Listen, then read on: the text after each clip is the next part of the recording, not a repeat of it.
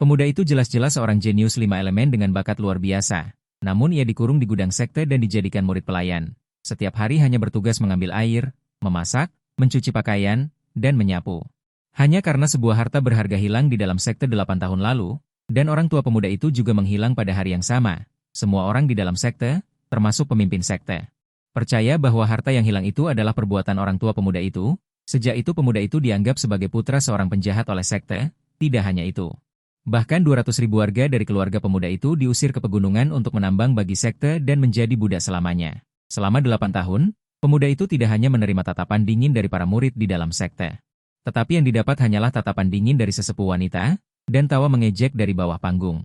Jangan mempermalukan dirimu sendiri. Mundur. Mengapa aku harus mundur? Seleksi 5 sekte kali ini ditujukan untuk semua murid biasa sekte King Yun, tentu saja termasuk Fang Chen, sesepuh Chuhua. Silakan.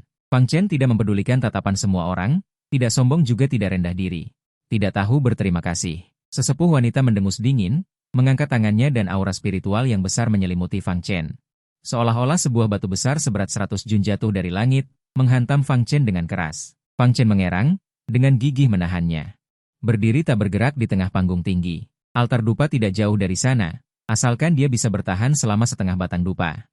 Dia akan dianggap lulus putaran pertama penilaian, dan kemudian berpartisipasi dalam kompetisi tantangan berikutnya, bersaing untuk mendapatkan 30 tempat di masing-masing dari 5 sekte. Sesepuh wanita itu mengerahkan kekuatannya tanpa ekspresi, aura yang dilepaskannya bertambah lapis demi lapis, dan dalam sekejap meningkat menjadi berat 300 jin.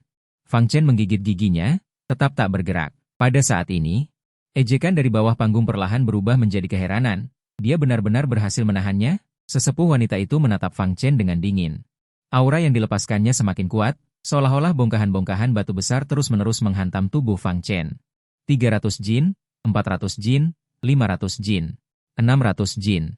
Fang Chen berdiri tegak, dengan keras kepala menahan. Matanya menatap lurus ke arah sesepuh di depannya. Tetapi ketika tekanan 800 jin menyelimuti seluruh tubuhnya, tubuh Fang Chen mulai bergetar. Matanya juga mulai memerah. Apa itu takdir? Inilah takdirmu.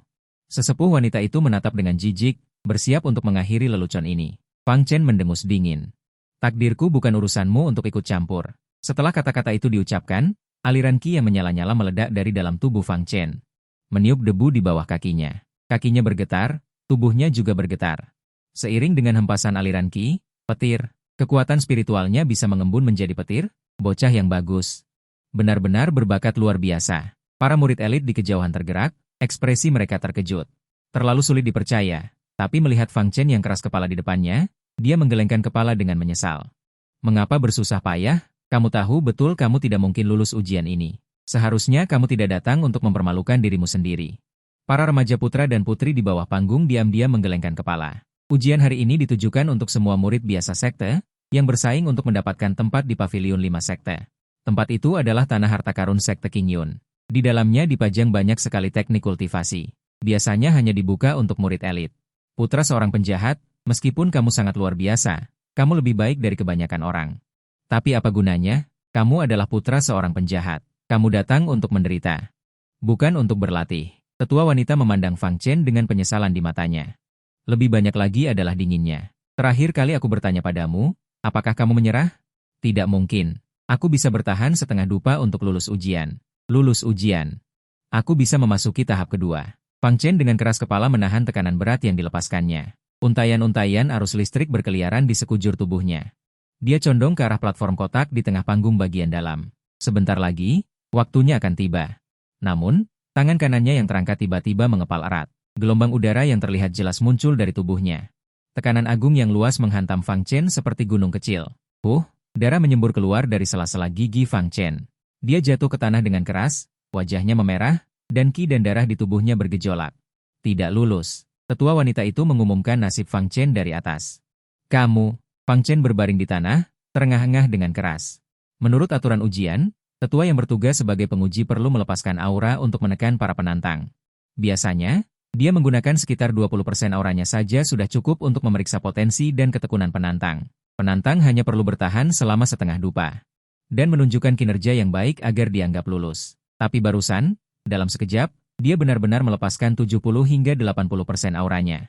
Kamu, seorang ahli alam bela diri bumi, alam ki spiritual. Tingkatan seni bela diri dibagi menjadi alam bela diri, alam Suanu, alam bela diri bumi, alam bela diri suci, alam bela diri langit, alam bela diri kaisar, alam bela diri abadi, dan lain-lain. Sebelum memasuki alam bela diri, seseorang perlu menjalani temper yang panjang. Hanya setelah menyelesaikan temper, seseorang dapat secara resmi memadatkan tubuh spiritual dan memasuki alam bela diri. Setiap alam memiliki perbedaan yang sangat besar. Ada jurang yang sulit untuk dijembatani bagi anak-anak yang belum berusia 15 tahun ini. Mampu bertahan selama setengah dupa di depan aura 20% dari ahli alam kelima sudah menjadi batas, tetapi tetua wanita dengan paksa menyerang. Jelas tidak memberi Fang Chen kesempatan. Terimalah takdirmu. Sesuatu yang bukan milikmu tidak boleh direbut. Tempat yang seharusnya tidak kamu datangi, kamu bahkan lebih tidak seharusnya datang. Jika putaran pertama tidak lulus, tidak akan ada kesempatan tantangan di putaran kedua. Turun kembali ke gudangmu dan jadilah pelayanmu. Tetua wanita berbalik hendak pergi. Seluruh arena tiba-tiba berteriak kaget. Fang Chen melompat dan memeluk erat tinju kanannya yang terkepal erat. Orang itu membanting ke arah tetua wanita. Putaran kedua, kepalan tangan gabungan. Yang mengejutkan adalah, seluruh busur listrik di tubuhnya benar-benar berkumpul di tinjunya. Memancarkan cahaya yang kuat. Ini jelas bukan sesuatu yang bisa dilakukan oleh alam pikiran 05. Tetua wanita tiba-tiba berbalik. Berpapasan dengan Fang Chen, dia menampar telapak tangannya ke perut Fang Chen. Fang Chen memuntahkan darah dan terbang mundur. Langsung jatuh ke bawah panggung tinggi. Menyembur, menyembur, menyembur, berguling 3 atau 5 kali sebelum berhenti. Mungkinkah alam 05 tingkat 2? Banyak orang menilai kekuatan Fang Chen mampu memadatkan kekuatan spiritual hingga tingkat ini. Jelas bukan sesuatu yang bisa dilakukan oleh tingkat 1. Anak ini memang jenius, secara mandiri berhasil mencapai tingkat ini.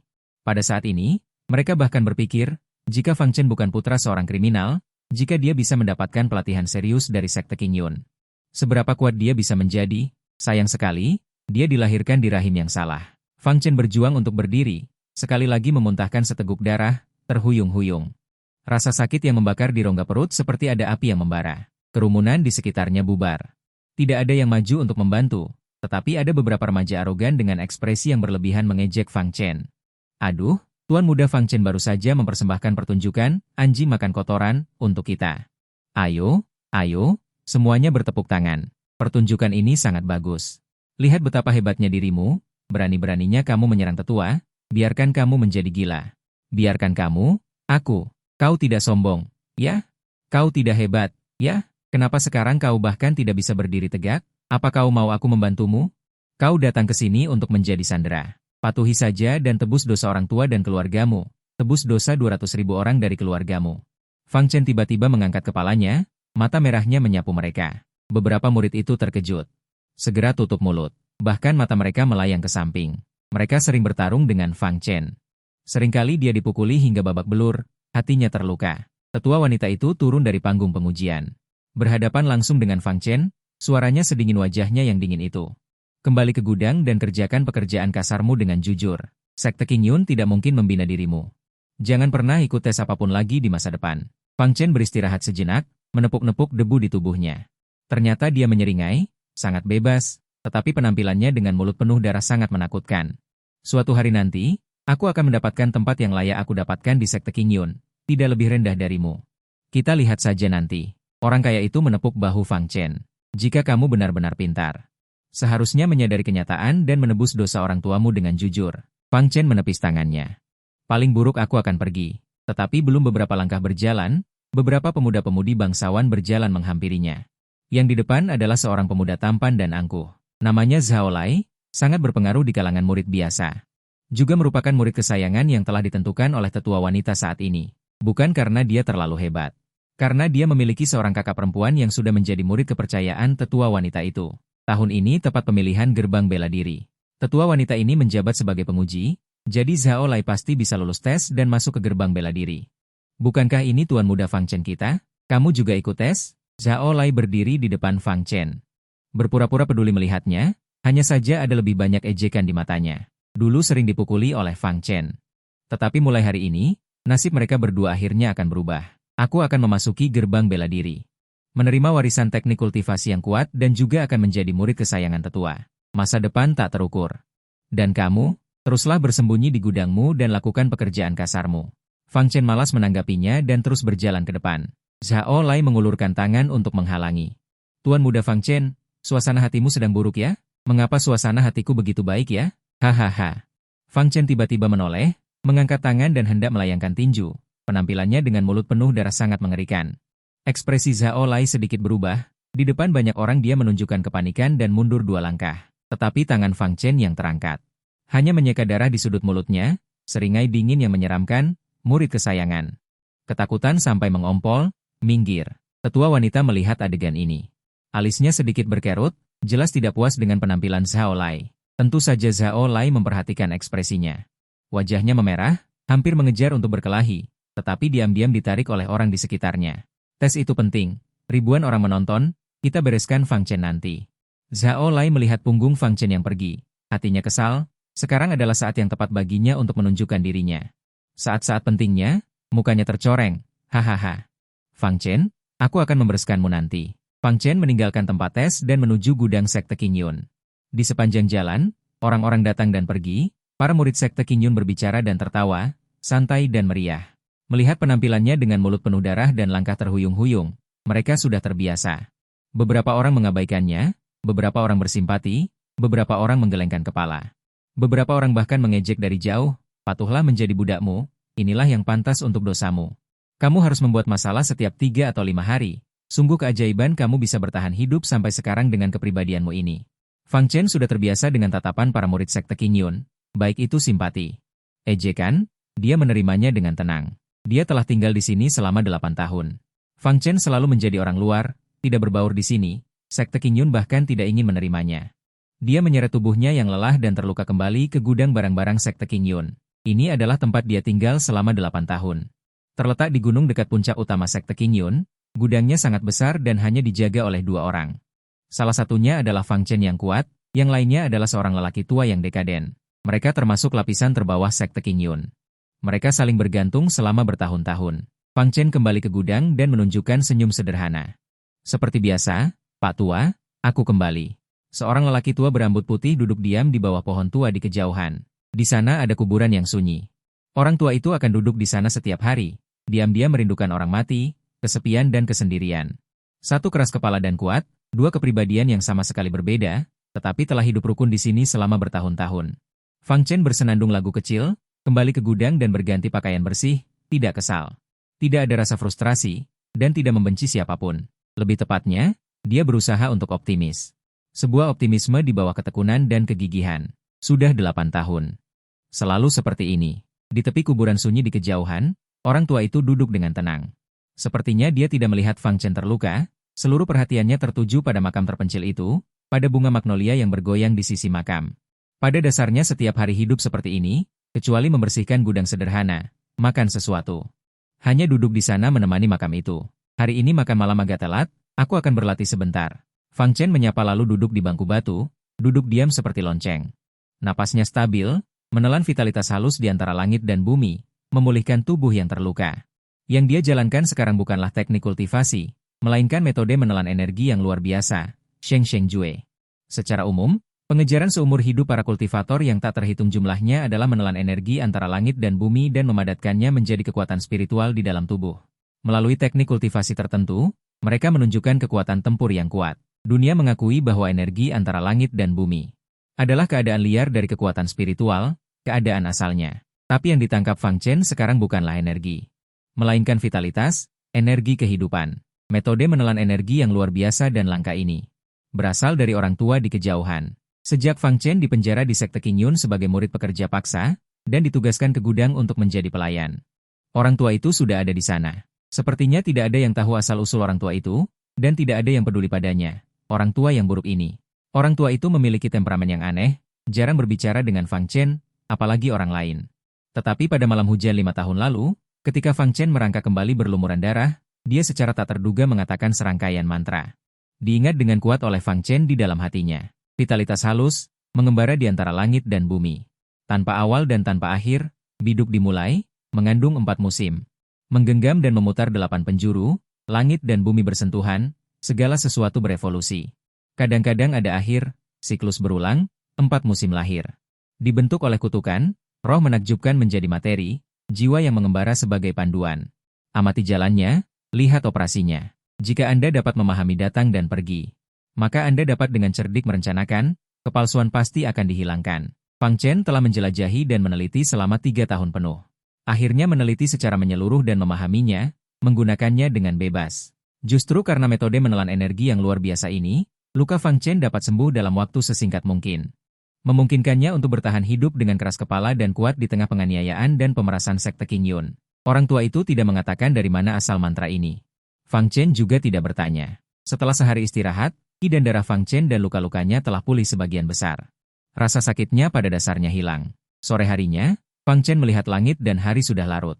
Berhenti berkultivasi, pergi ke gudang untuk memasak nasi dan lauk, lalu menatanya di atas meja kayu sederhana di luar. "Kakek, makanlah, ini hanya hidangan biasa." Setiap hidangan hampir sama, tetapi Fang Chen tetap membuatnya sedikit berbeda dan menata 4 hidangan. Orang tua itu menoleh dan melihat hidangan di sini. Mungkin warnanya menarik, atau mungkin dia sangat lapar karena belum makan seharian. Dia menepuk debu di tubuhnya, duduk, dan makan perlahan tanpa berbicara. "Ning Lao sedang makan, aku akan berlatih sebentar." Fang Chen makan 2 suap dengan tergesa-gesa. Dia terus duduk bersila di bangku batu, menelan banyak energi kehidupan. Dia harus segera menyelesaikan cederanya agar tidak meninggalkan masalah tersembunyi. Tuan Muda Fang, pada saat ini, seorang gadis cantik dan bersih, mengetuk pintu besi dan masuk. "Cai Yi." Fang Chen menyapa sambil tersenyum. "Sudah beberapa bulan tidak bertemu, kamu semakin cantik. Sudah beberapa bulan tidak bertemu. Kamu membuat masalah lagi. Benar-benar tidak membuat orang tenang. Kakak senior Yu Qing memintaku untuk membawakanmu obat." Gadis itu menggoyangkan keranjang bambu kecil di tangannya dan menyapa lelaki tua itu. Hanya saja lelaki tua itu tidak mempedulikannya. Lelaki tua itu makan makanannya sendiri. Gadis itu tidak peduli dan dengan cepat berjalan ke hadapan Fang Chen. "Aku lihat bagaimana lukamu, tidak apa-apa, sudah jauh lebih baik. Tidak perlu khawatir." "Sungguh, mengapa kamu melakukan ini? Kamu tahu mereka tidak akan membiarkanmu lulus." Gadis itu meletakkan keranjang bambu kecil di samping Fang Chen. Penampilannya murni dan cantik. Terlihat sangat lincah dan ceria, tetapi wajah pucat Fang Chen masih membuat wajahnya penuh kekhawatiran. Menyalahkannya karena impulsif. "Kesempatan ada di sana. Bagaimana kamu tahu jika tidak mencobanya? Di mana ada kesempatan? Mengapa kamu tidak mengerti? Ada tetua agung yang menekan di sana. Tetua lainnya tidak akan mau membuat masalah. Aku tahu kamu mengkhawatirkan keluargamu dan ingin mendapatkan status untuk memperbaiki situasi mereka. Tetapi semakin kamu melakukan ini dengan keras kepala, mereka semakin menekanmu. Tidak bisakah kita sedikit menurunkan harga diri?" Cai Yi merasa kasihan pada wajah pucat Fang Chen. Menurunkan harga diri menjadi anjing, mengibas-ngibaskan ekornya untuk menyenangkan. Ada juga beberapa makanan ringan yang lezat. Dia berkata sambil tersenyum cerdik, "Coba tebak siapa yang membuatnya? Sampaikan salam terima kasihku kepada Yu Qing. Tidak perlu mengkhawatirkanku. Bukankah aku hidup dengan baik selama bertahun-tahun ini?" Fang Chen mengambil kue dan memasukkannya ke mulutnya untuk dicicipi, sambil makan sambil mengangguk. "Memakan keahlian Yu Qing, rasanya lumayan. Apakah ini yang kau sebut hidup dengan baik? Aku merasa kasihan padamu yang begitu menyedihkan, berkelahi setiap 3 atau 5 hari. Bukankah kau yang membuat kepala orang lain berdarah-darah? Atau orang lain yang memukulmu hingga berlumuran darah? Mereka jelas-jelas sengaja memprovokasi. Bisakah kau menghindarinya? Yang lemah mati dengan buruk, yang kuat tidak hidup dengan baik, aku ingin menjadi kuat." "Selamanya kuat, siapa bilang? Bahkan orang lain mengatakan bahwa mereka sebenarnya adalah benci. Kenapa aku harus membenci? Mereka tidak akan meninggalkanku. Tidak akan meninggalkan keluarga. Maaf, aku salah bicara." Cai Yi tahu dia menyentuh masa lalu menyakitkan Fang Chen. "Aku baik-baik saja, jangan khawatir. Ngomong-ngomong, kakak senior Yu Qing menyuruhku mengingatkanmu, kau berjanji beberapa bulan ini. Tiba-tiba menunjukkan kekuatan alam Lingwu di depan umum akan menarik banyak perhatian dan membuat lebih banyak orang menekanmu. Kau harus memiliki persiapan mental. Apakah aku takut? 8 tahun sudah. Akhirnya aku berhasil menembus alam Lingwu. Ini baru permulaan, aku akan menjadi lebih kuat. Membuat petinggi sekte Qing Yun benar-benar memperhatikanku. Suatu hari aku akan menyelamatkan keluargaku." Fang Chen mengatakannya dengan santai. Tetapi nadanya mengungkapkan ketegasan yang hanya dia yang tahu. "Jangan terlalu terburu-buru. Kau sudah bertahan selama 8 tahun. Masih peduli sekarang? Jika kau benar-benar merasa ada yang ingin mencelakaimu selama periode ini, pergilah ke tempat kakak senior Yu Qing. Kami pasti bisa melindungimu." Lari, gerbang besi gudang rantai besar itu dihancurkan dengan keras. Zhao Lai masuk dengan angkuh bersama para pengikutnya. "Zhao Lai, apa yang kau lakukan di sini?" Cai Yi kesal, membuatku terkejut. Zhao Lai tidak terkejut Cai Yi ada di sini. Bukankah ini adik senior Cai Yi? Lama tidak bertemu. Aku bahkan tidak berani mengenalimu. Aku bertanya padamu, apa yang kau lakukan di sini? Apakah aku, Zhao Lai, perlu melapor kepadamu kemana aku pergi? Kau tidak diterima di sini. keluar. Cai Yi sangat jelas apa yang akan mereka lakukan. Apakah ini rumahmu? Zhao Lai menunjukkan senyum jahat. Beberapa pengikut juga tertawa sinis tanpa basa-basi. Fang Chen duduk di bangku batu tanpa berdiri, dan terus makan kue. Memperdulikan sampah, terdakwa Fang Chen, apa yang baru saja kau katakan? Berani kau ulangi sekali lagi? Zhao Lai berjalan ke arah mereka. Dia sudah mengatakannya berkali-kali selama bertahun-tahun ini. Kenapa? Ketagihan mendengarnya? Cai Yi buru-buru mengingatkan. Fang Chen, dia bukan Zhao Lai yang dulu lagi. Aku juga bukan aku yang dulu. Fang Chen menutup diri selama lebih dari 2 bulan dan terus menerobos. Hari ini dia memang dipermalukan oleh Elder Chu Hua. Tapi kekuatannya tidak lagi seperti dulu di alam pemurnian spiritual, kan? Zhao Lai membanting pintu besi hingga tertutup. Dia mencibir sambil berdiri di depan Fang Chen, menundukkan kepala menatapnya. Fang Chen mengangkat alis dan meliriknya. Dia berdiri di atas bangku batu, lebih tinggi darinya 1 kepala, dan ganti dia yang menundukkan kepala menatap Zhao Lai. Ada apa? Aura yang baru saja diangkat Zhao Lai langsung melemah. Dia merasa kesal. Fang Chen, aku tidak mengerti dari mana keunggulanmu berasal dengan tuduhanmu itu. Kadang-kadang dikatakan. Tidak ada urusan, pergi sana. Aku ingin menantangmu. Zhao Lai tidak ingin bicara omong kosong dengannya lagi. Hanya ingin menyiksa Fang Chen dengan kejam untuk melampiaskan amarahnya. Auranya pasti. Api yang berkobar keluar dari kedua tangannya, kekuatan spiritual bocor. Alam Lin Wu, sudah 2 bulan tidak bertemu. Alam Lin Wu tingkat berapa? Fang Chen melirik api di tangannya, tidak terkejut. Lin Wu tingkat 3. Ekspresi Zhao Lai sangat garang. Dia menghilang begitu lama sebenarnya dibawa pergi oleh Elder Chu Hua untuk diberi pelajaran khusus. Itu adalah kesempatan yang diperjuangkan oleh kakaknya untuknya. Dia berlatih keras di sana di bawah bimbingan Elder Chu Hua dengan sepenuh hati. Naik 2 tingkat, dari baru memasuki alam Lin Wu menjadi alam Lin Wu tingkat 3. Para penjilat itu bangga pada Zhao Lai. Kakak Zhao Lai akan memasuki pavilion 5 sekte untuk menerima warisan teknik yang lebih kuat. Di masa depan, dia mungkin tidak hanya menjadi murid pribadi. Dia juga mungkin berkembang menjadi murid elit. Sedangkan kau, teruslah melakukan pekerjaan kasar di gudang ini. Haha, mulai sekarang, kau hanya bisa berdiri di belakang kakak Zhao Lai kami. Hanya bisa melihat punggungnya. Ekspresi Fang Chen akhirnya sedikit berubah. Rumput Lingzu? Matanya beralih ke pita pinggang Zhao Lai. Kudengar kau menemukan sendiri cara memasuki alam Lin Wu, kau sangat bangga. Sangat percaya diri. Hari ini aku akan membuatmu sadar bahwa kau dan aku sama sekali tidak berada di level yang sama. Kau dan aku tidak memiliki takdir yang sama. Aura Zhao Lai meningkat, denyut nadinya berpacu. Mengumpulkan kekuatan yang tidak lemah, ruang spiritual bergejolak. Dia melompat 720 derajat langsung ke belakang Fang Chen. Bergerak seperti air mengalir, lancar dan cepat. Dia mencibir, melayangkan tinju, dan menghantam tengkuk Fang Chen. Api berkobar dengan hebat di tinju kanannya. Dia tidak hanya ingin mengalahkan Fang Chen, tetapi juga mencubitnya dengan keras. Dia sudah menunggu momen ini terlalu lama. Bagus, bagus. Cantik, lumpuhkan dia. Para pengikutnya bersorak dengan gembira. Terlalu lancang, Zhao Lai sudah keterlaluan. Aliansi Cai Yi turun tangan untuk menghentikan. Namun, dalam sekejap mata, Fang Chen tiba-tiba berbalik, mengepalkan tinju kanannya dengan erat, dan membukanya lebar-lebar. Petir menyambar tanpa henti di telapak tangannya, cahaya yang menyilaukan menusuk mata. Bagus. Telapak tangan kanan yang terbuka lebar itu, secara ajaib, menahan tinju api Zhao Lai. Petir dan api saling terkait dan menyambar dengan liar. Tanpa menyerah sedikit pun, Fang Chen tidak bergerak sedikit pun. Kedua kakinya tertancap kuat di bangku batu. Zhao Lai terkejut. Bagaimana mungkin? Dia sangat percaya diri dengan serangannya. Dia berada di tingkat Ling Wu 3, sementara Fang Chen hanya di tingkat Ling Wu 2. Mulut kecil Cai Yi sedikit terbuka. Juga tidak percaya. Tingkat 3, kenapa aku tidak tahu? Tangan kanan Fang Chen yang terbuka lebar, dengan paksa mengepalkan tinju api Zhao Lai, seperti penjepit besi yang menekan tulang-tulangnya. Kau, Zhao Lai tiba-tiba ketakutan. Fang Chen berkedip. Sudut mulutnya terangkat, seluruh tubuhnya mengisi energi, pinggangnya mengerahkan kekuatan. Tepat pada saat itu, pusarannya naik, meraih tinju Zhao Lai dan mengangkat seluruh tubuhnya, mengikuti putarannya. Membanting ke tanah dengan suara keras. Seluruh tubuh Zhao Lai menempel di tanah. Lengannya hampir dipelintir menjadi adonan oleh Fang Chen. Setelah beberapa detik, jeritan seperti babi yang disembelih bergema di seluruh halaman gudang. Ah, tanganku, kakak senior. Fang Chen, lepaskan dia. Para pengikut itu panik. Semuanya menerkam ke depan. Maaf, aku juga berada di tingkat Ling Wu 3. Kau benar. Kau memang tidak berada di level yang sama denganku.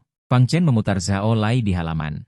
Membanting dan menghantam dengan liar. Sambil berlari dan membanting, seperti memutar karung. Hanya saja jeritan dari karung ini sedikit lebih menyedihkan. Adegannya bahkan lebih dibesar-besarkan. Kekuatan Fang Chen sangat besar, daya ledaknya bahkan lebih mengejutkan. Bahkan sebelum kelompok pengikut itu bergegas mendekat. Fang Chen berputar 3 kali di tempat dan tiba-tiba melepaskan Zhao Lai, melemparkannya ke gerbang besi gudang. Boom, boom, boom. Dengan suara keras, Zhao Lai menyeka darah dan bangkit. Saat dia hendak marah, dia tiba-tiba menyadari bahwa Fang Chen benar-benar berjalan ke arahnya dengan cepat. Fang Chen, jangan mendekat, jangan mendekat. Kita adalah pria terhormat yang menggunakan kata-kata, bukan kekerasan. Bicaralah baik-baik, jangan mendekat. Dengar tidak, jangan mendekat. Fang Chen berdiri di depannya. Memutar lehernya, menggoyangkan bahunya, sendi-sendi di sekujur tubuhnya berderak. Sakit, sakit, sangat sakit. Jangan seperti ini. Kita sudah saling kenal bertahun-tahun, tidak perlu sampai begini. Sungguh tidak perlu.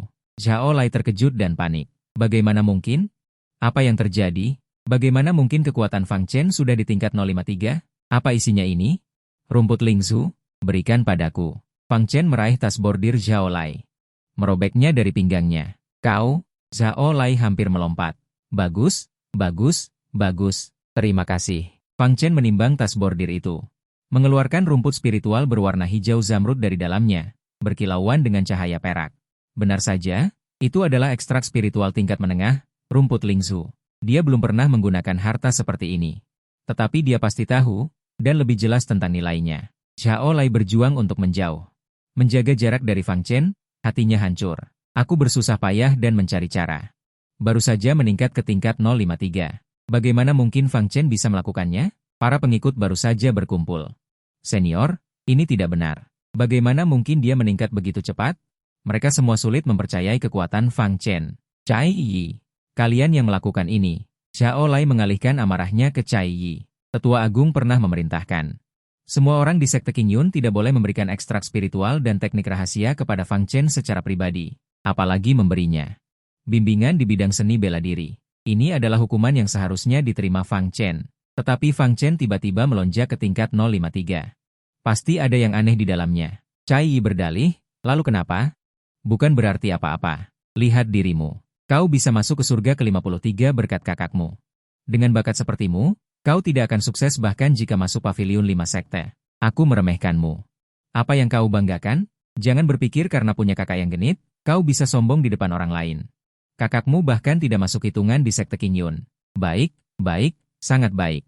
Kalian tunggu saja. Zhao Lai membawa orang-orang pergi. Sebelum keluar, dia menoleh dengan sangat tidak rela.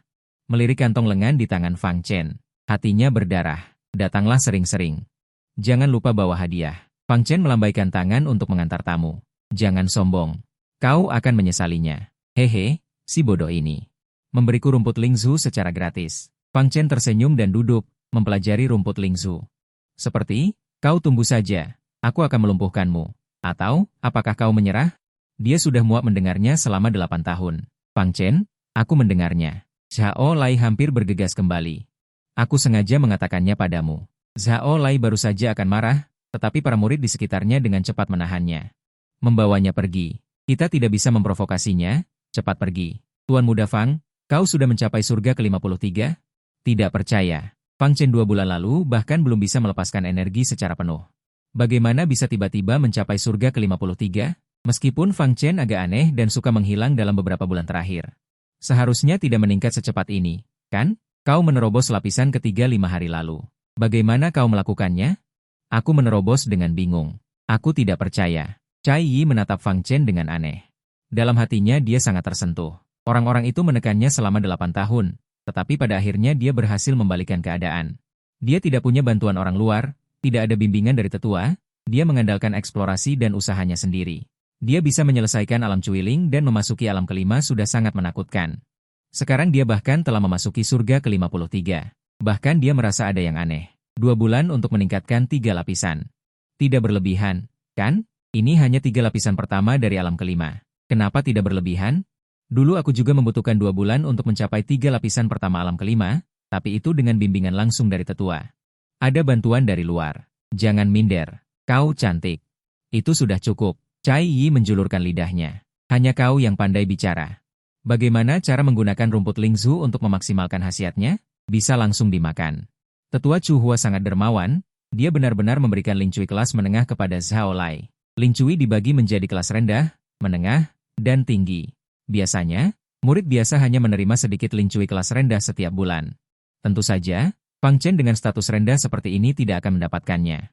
Lin Cui kelas menengah hanya bisa dinikmati oleh murid inti. Adapun Lin Cui kelas tinggi, murid inti pun belum tentu memilikinya. King Yun Zong sangat ketat dalam mendistribusikan sumber daya sesuai dengan tingkat murid. Kalau begitu aku tidak akan sungkan. Fang Chen belum pernah menggunakan Lin Cui kelas menengah, jadi dia sangat menantikan efeknya. Kamu sudah berada di alam Lingwu, semakin tinggi semakin membutuhkan Lin Cui. Haruskah kami mencarikan beberapa untukmu? Tidak perlu, aku akan mencari cara sendiri. Dulu Yu King sering memberinya banyak barang secara diam-diam. Akibatnya, mereka berdua dihukum setelah ketahuan. Setelah itu, kecuali air obat dan makanan biasa, dia tidak akan menerima hadiah dari Yu King lagi. Semakin berharga, semakin tidak boleh diterima. Dia tidak ingin membuat masalah bagi Yu King lagi. Kakak Zhao Lai, Zhao Min, sekarang berada di tingkat 6 alam Lingwu. Hati-hati, jika bisa menghindar, menghindarlah. Aku kembali dulu. Gao Jian makan selagi hangat. Cai berpamitan kepada Fang Chen dan menyapa orang tua itu.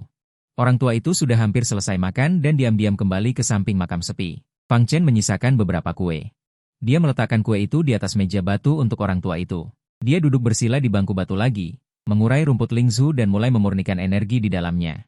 Energi spiritual murni. Sebenarnya dia punya pembimbing, meskipun tidak ada yang membimbingnya. Dia mencurinya secara diam-diam, tidak ada yang tahu. Tanpa bimbingan. Dia punya bakat, dia menjelajah sendiri, mencoba sendiri. Dia tidak bisa masuk ke arena Yanwu untuk berlatih. Dia menantang semua orang yang bisa ditantang di King Yun Zong. Apa yang dia punya?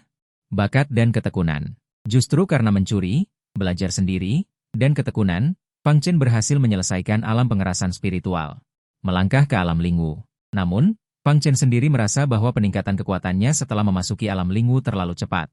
Sepertinya lebih mudah daripada yang lain. 2 bulan, 3 tingkat. Agak berlebihan. Fang Chen memikirkannya dan teringat pada teknik Sheng Sheng. 3 tahun penelitian, 2 tahun pemahaman menyeluruh. Meskipun menunda banyak pengalaman dan waktunya. Tetapi manfaat yang didapat sangat besar. Energi kehidupan dari langit dan bumi tampaknya mengubahnya secara tak kasat mata. Memungkinkan tubuhnya mengalami transformasi yang lebih halus pada momen paling krusial di masa remajanya. Ini adalah tebakan Fang Chen sendiri, dan ketika ditanyakan pada orang tua itu, yang didapat hanyalah keheningan.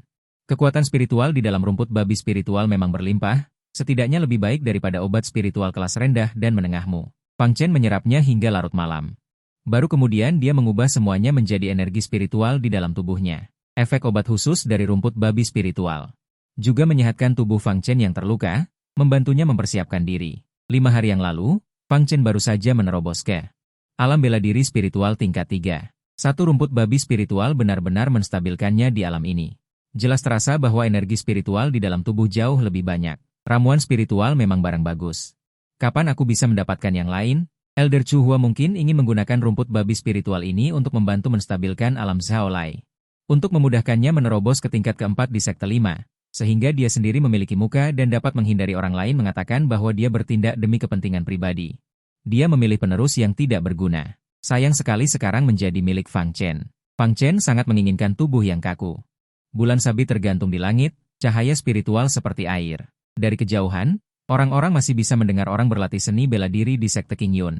Namun, tempat terpencil seperti gudang ini sangat sunyi. Orang tua itu masih duduk diam di samping makam sepi itu. Ada cangkir di makam sepi itu, tetapi tidak ada kata-kata di cangkir itu. Pak tua, tidurlah setelah memberikan hadiah. Jangan kedinginan. Mata orang tua itu bahkan bergerak, seolah kembali dari pikirannya ke dunia nyata. Dia mengangkat alis dan menatap Fang Chen. Malam ini, ada sedikit ekspresi yang berbeda dari biasanya di matanya. Setidaknya tidak lagi begitu kosong dan mati rasa. Atau haruskah aku mengambilkan kapas untukmu? Fang Chen hendak pergi. Sebuah rentetan suara yang sedikit serak melayang perlahan. Yin Yang Lian Kiao, jiwa kristal menembus rasa. Esensi kehidupan dan energi. Apa? Fang Chen berbalik. Orang tua itu membelakanginya dan berbisik pelan. Energi vital memasuki tubuh, berputar ke atas. Seperti sudut yang dan lahir, kelahiran dan kematian. Pikiran Fang Chen tersentak. Mungkinkah itu bagian lain dari kelahiran dan kematian? Tunggu 9 langkah 1, kiri 3 kanan 7. 2-4 sebagai bahu, 6-8 sebagai kaki, 5 tinggal di tengah. Yang tinggal di 4 kardinal, Yin kembali ke 4 sudut, tengah 5 tinggal di tengah. Menyelaraskan Yin dan Yang, jejak di atas biduk utara, metafora di bawah 8 arah. Perubahan garis panjang ada di dalamnya. Kelahiran dan kematian. Segmen kedua dari kelahiran dan kematian. Fang Chen sangat gembira. Terlalu tiba-tiba. Terlalu bersemangat, 15 tahun, akhirnya menunggu bagian kedua dari Sheng Sheng Jue. Dia membungkuk dalam-dalam kepada orang tua itu untuk berterima kasih, segera duduk kembali di bangku batu, berulang kali membaca dalam hati, mengingatnya dengan kuat. Mungkinkah bagian ini tentang cara mengalirkan energi di dalam tubuh? Sheng Sheng Jue bagian pertama yang dilatih sebelumnya. Hanya mengajarinya cara menyerap energi antara langit dan bumi, cara masuk ke dalam tubuh, tidak ada pengenalan lain.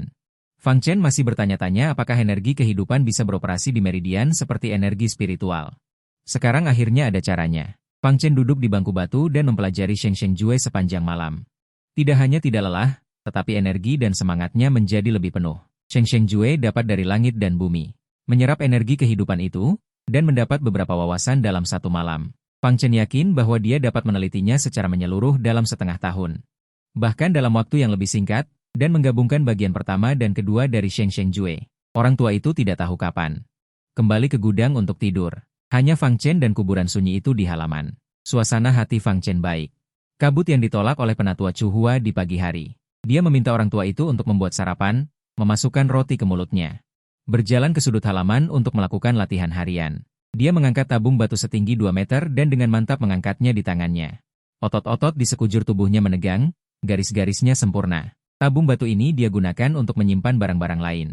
Pekerjaannya setiap pagi adalah mengantarkan berbagai barang yang dibutuhkan ke berbagai tempat di Sekte Qingyun. Awalnya, dia mendorong gerobak kayu beroda. Berlari bolak-balik berulang kali. Kemudian dia mengubahnya menjadi tong kayu setinggi lebih dari 1 meter. Meletakkan barang-barang di dalamnya dan membawanya untuk dikirim. 2 tahun lalu, dia mengubahnya menjadi tabung batu, meletakkan semua barang yang harus dikirim setiap hari di dalam tabung batu, dan mengangkatnya untuk dikirim.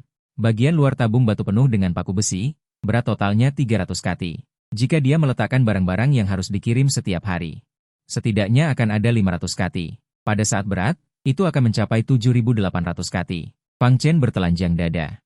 Bagian luar tabung batu penuh dengan paku besi, berat totalnya 300 kati. Jika dia meletakkan barang-barang yang harus dikirim setiap hari, setidaknya akan ada 500 kati. Pada saat berat, itu akan mencapai 7.800 kati. Fang Chen bertelanjang dada. Mengangkat tabung batu tinggi-tinggi dan berjalan lebar di halaman. Otot-otot yang kuat dan daya ledak yang kuat, serta ketekunan yang gigih. Itulah yang dilatih hari demi hari. Mengubah kesulitan menjadi pengalaman. Inilah yang harus dikatakan Fang Chen pada dirinya sendiri setiap hari.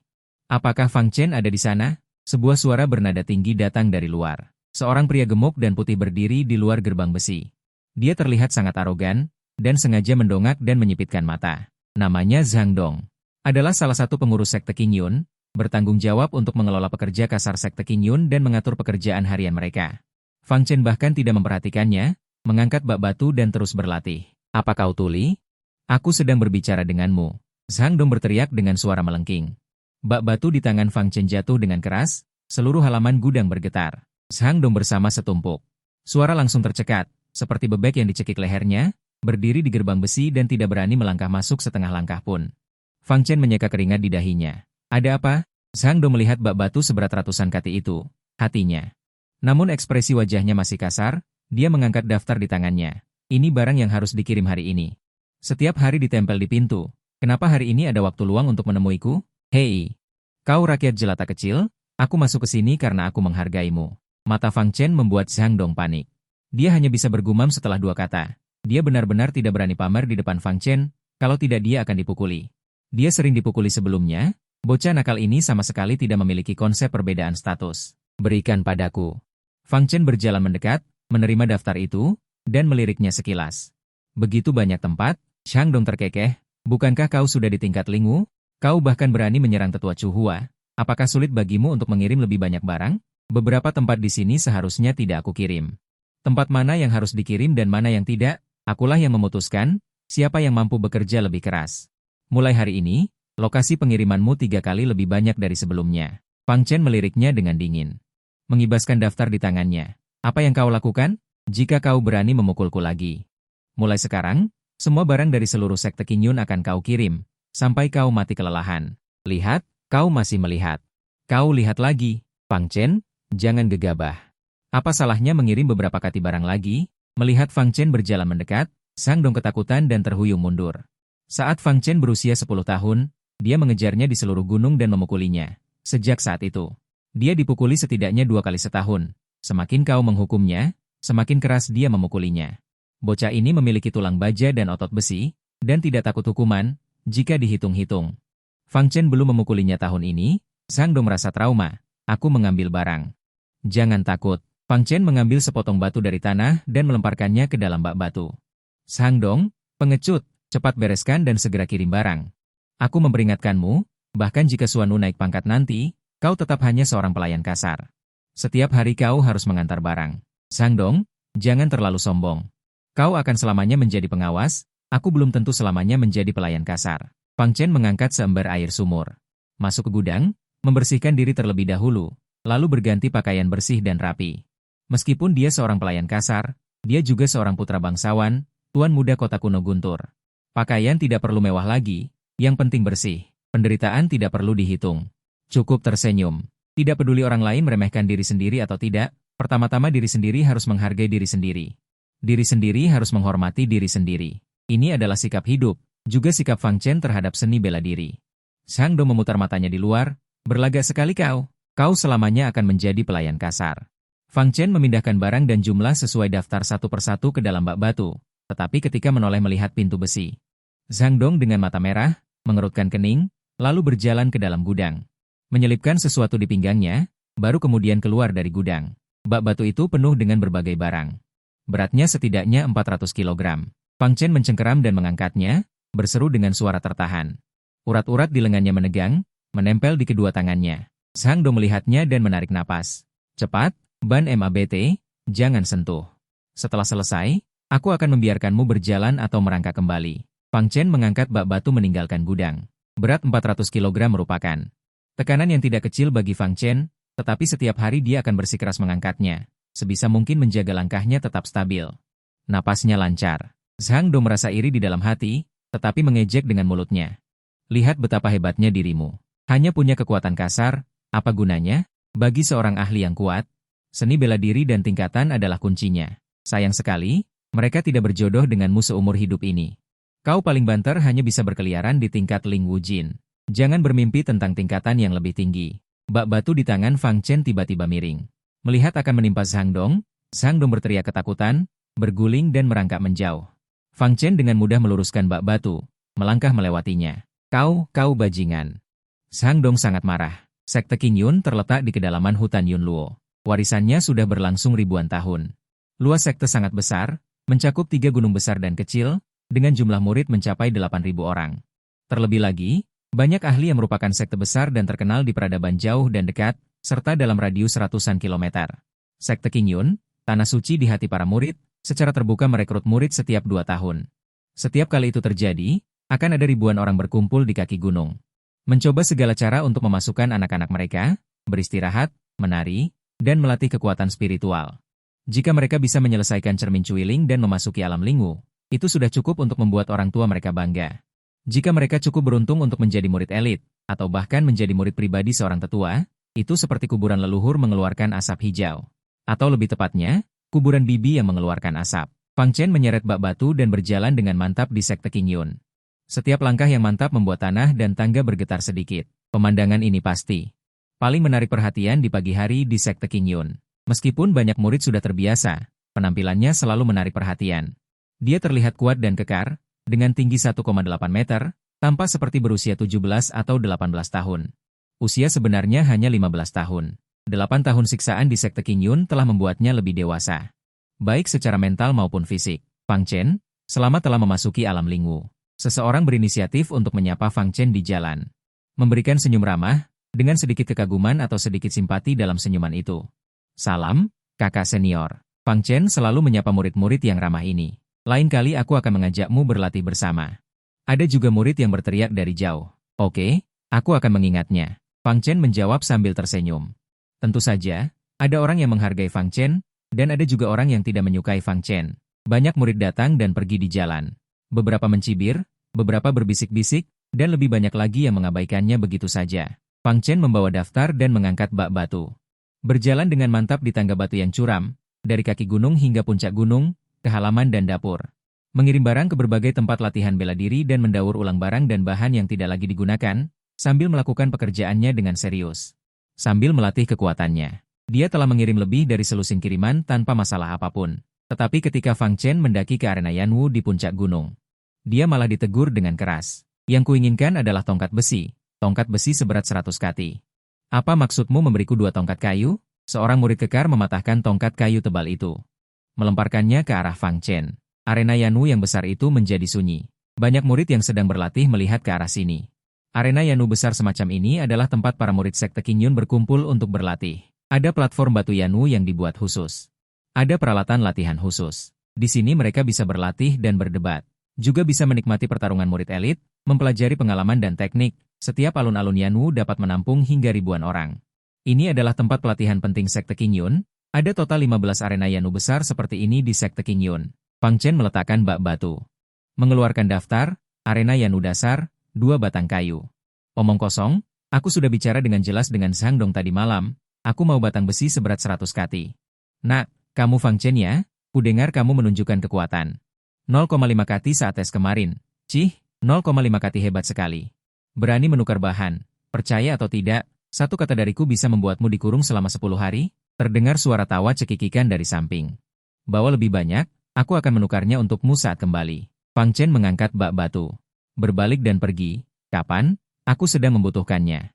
Di kehidupan selanjutnya, kau bosan hidup ya? Murid itu kesal.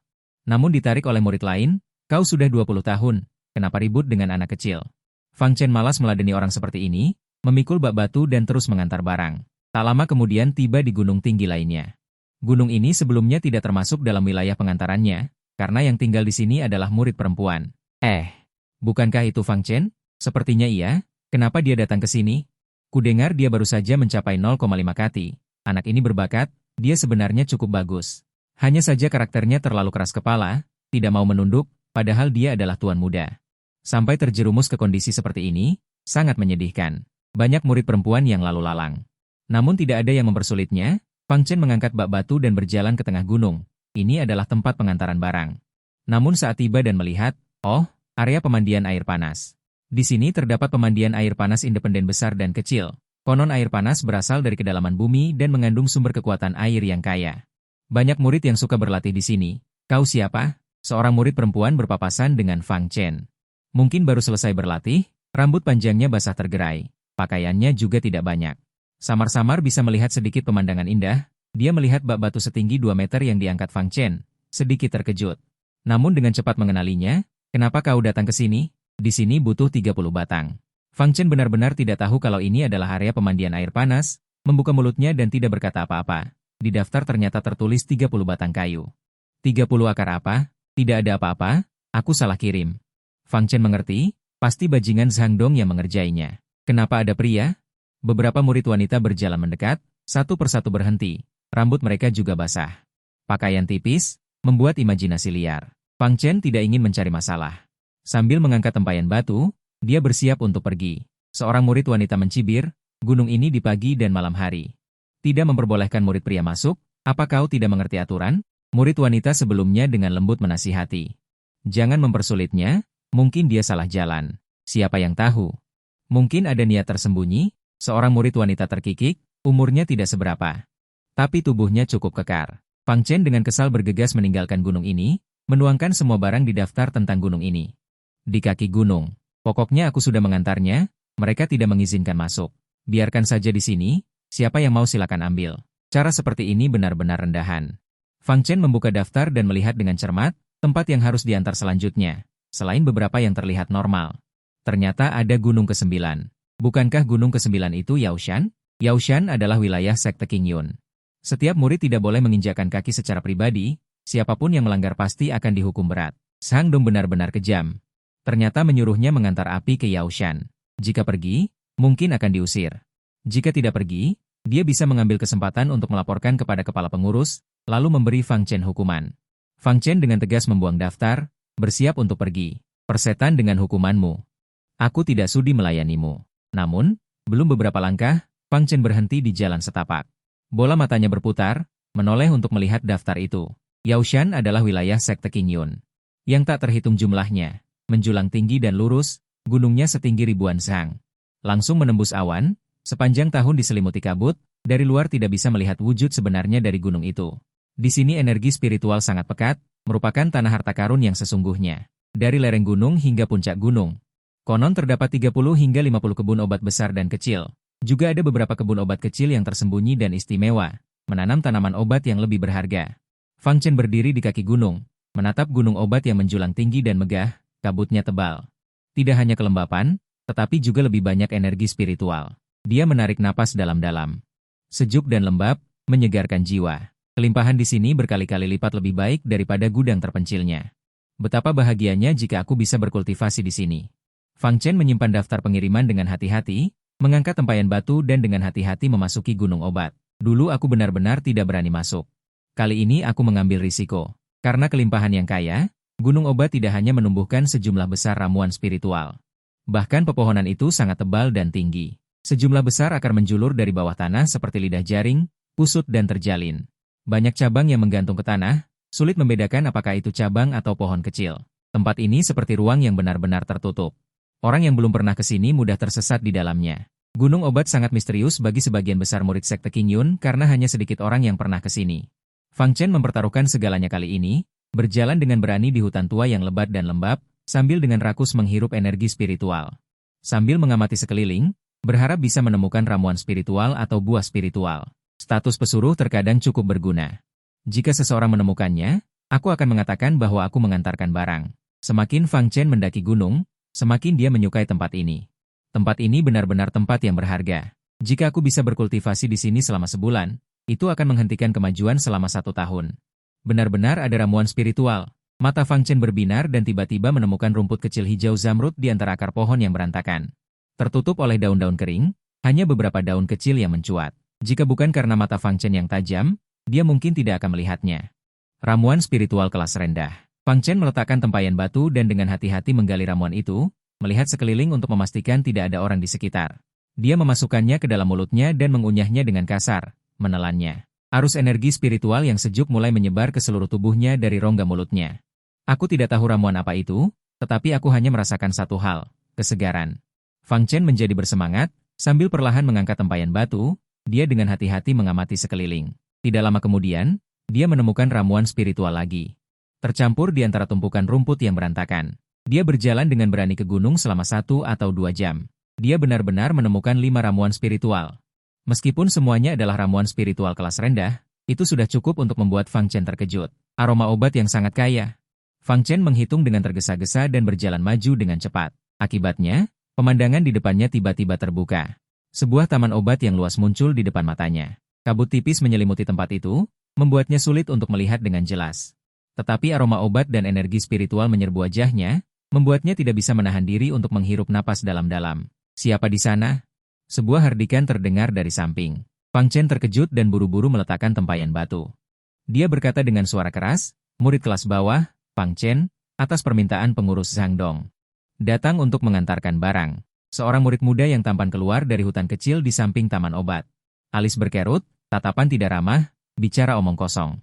"Kapan kebun obat meminta barang dari gudang kalian? Ini daftarnya, silakan periksa." Aku hanya diperintah untuk melakukan sesuatu. Fang Chen menyerahkan daftar itu, murid itu hanya melirik. Tidak menerimanya. Dia dengan dingin mendekati Fang Chen. "Dia menyuruhmu mengirim, jadi kau mengirim? Berani sekali. Lupa aturan sekte Qingyun, mengirim barang bisa dihukum. Tidak mengirim juga akan dihukum. Ini pengaturan dari penanggung jawab, aku juga tidak bisa berbuat apa-apa." Hehe, seorang penanggung jawab berani mempermainkan kebun obat, apakah dia tidak tahu malu?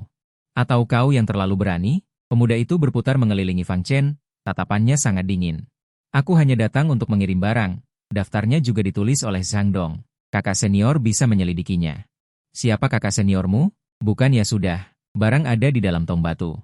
Aku akan mengambilkannya untukmu." "Tunggu, kau Lin Wujing? Bagaimana mungkin seorang bodhisattva adalah Lin Wujing?"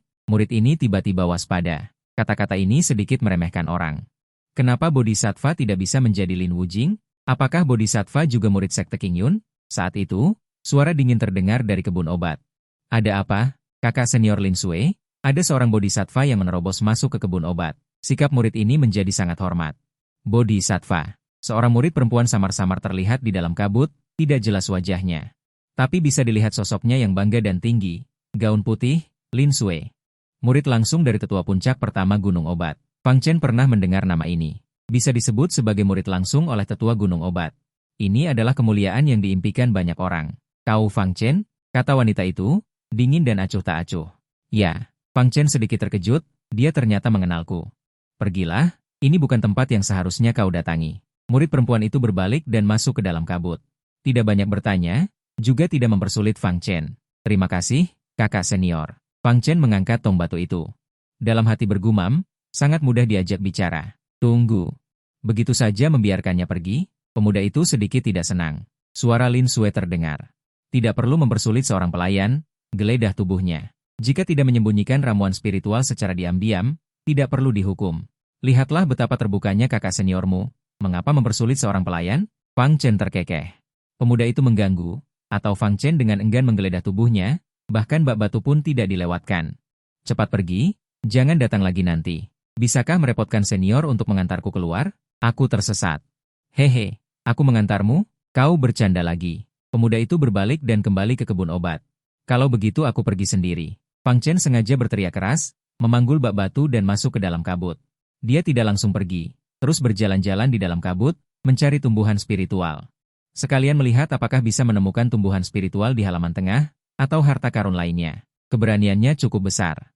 Gunung Obat adalah gunung harta karun sejati dari sekte Qingyun. 70% dari tumbuhan spiritual dan bahan obat yang biasa digunakan oleh para murid dan tetua berasal dari sini.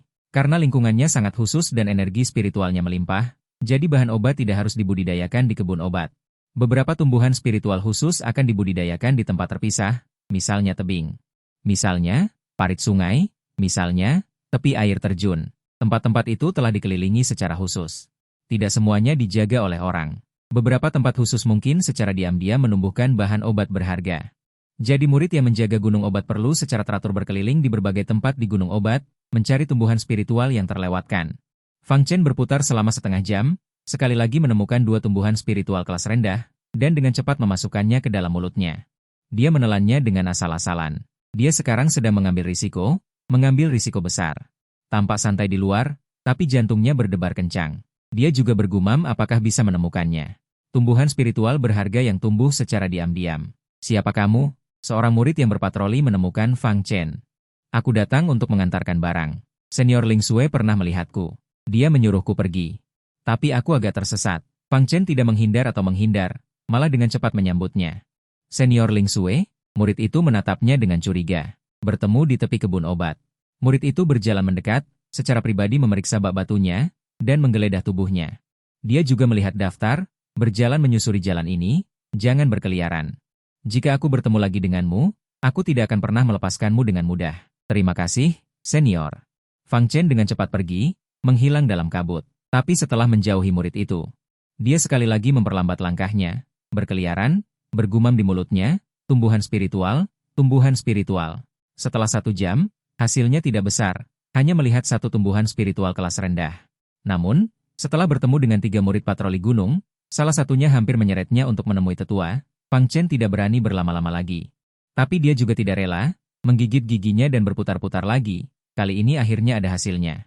Di dekat kaki gunung, ada tebing setinggi 40 hingga 50 meter, yang dipenuhi dengan berbagai tanaman rambat berwarna hijau tua. Di sudut terpencil dengan bebatuan aneh yang saling bersilangan ini, tampaknya ada buah berwarna merah darah, yang tersembunyi di balik kabut dan tanaman rambat. Hanya bisa melihatnya dari satu sudut, akhirnya ada sedikit hasil. Fang Chen melihat sekeliling memastikan tidak ada orang. Meletakkan bak batu, mengeluarkan tali dari dalamnya, dan mengamankan salah satu ujungnya. Dia turun dengan hati-hati, tebingnya sangat licin, tanaman rambatnya penuh dengan duri. Fang Chen segera memanjat ke sana, tetapi dari dalam tanaman rambat di sekitarnya, tiba-tiba muncul seekor ular piton besar yang gemuk. Membuka mulutnya yang berdarah dan menelan kepala Fang Chen, tubuhnya berwarna hijau tua dan tersembunyi di dalam tanaman rambat, terlalu tiba-tiba. Hati Fang Chen melonjak, tanpa sadar dia mengayunkan tinjunya dan menghantam kepala ular itu. Dengan kekuatan sekitar 3 atau 400 kati, ular piton itu mendesis dan jatuh dari tebing. Tetapi sebelum Fang Chen bisa menarik napas, suara hisapan muncul secara bertahap dari tanaman rambat di bawah, satu demi satu ular piton besar terbangun, menjulurkan lidahnya dan menjulurkan kepalanya. Mereka menatap Fang Chen, benar-benar harta karun. Fang Chen tidak hanya tidak takut, malahan dia bersemangat, konon di sekitar ramuan spiritual liar yang berharga, akan ada beberapa hewan buas yang menjaganya. Semakin banyak dan semakin kuat hewan buas yang menjaga, semakin berharga ramuan spiritual itu. Tanaman rambat di dinding tebing bergoyang luas. Tidak hanya ular piton yang muncul, tetapi juga beberapa ular berbisa. Aku mengerti. Buah hati ular, Fang Chen terkejut, ramuan spiritual kelas menengah. Di sini ternyata ada ramuan spiritual kelas menengah. Bagus sekali, tidak sia-sia aku mengambil risiko sekali ini. Tetapi ukuran buah hati ular ini agak terlalu besar. Sebelumnya pernah melihat seorang murid elit membual tentang buah hati ular, hanya sebesar telur ayam, tetapi yang ini setidaknya sebesar kepalan tangannya. Apakah ini liar? Sepertinya begitu. Fang Chen melihat sekeliling.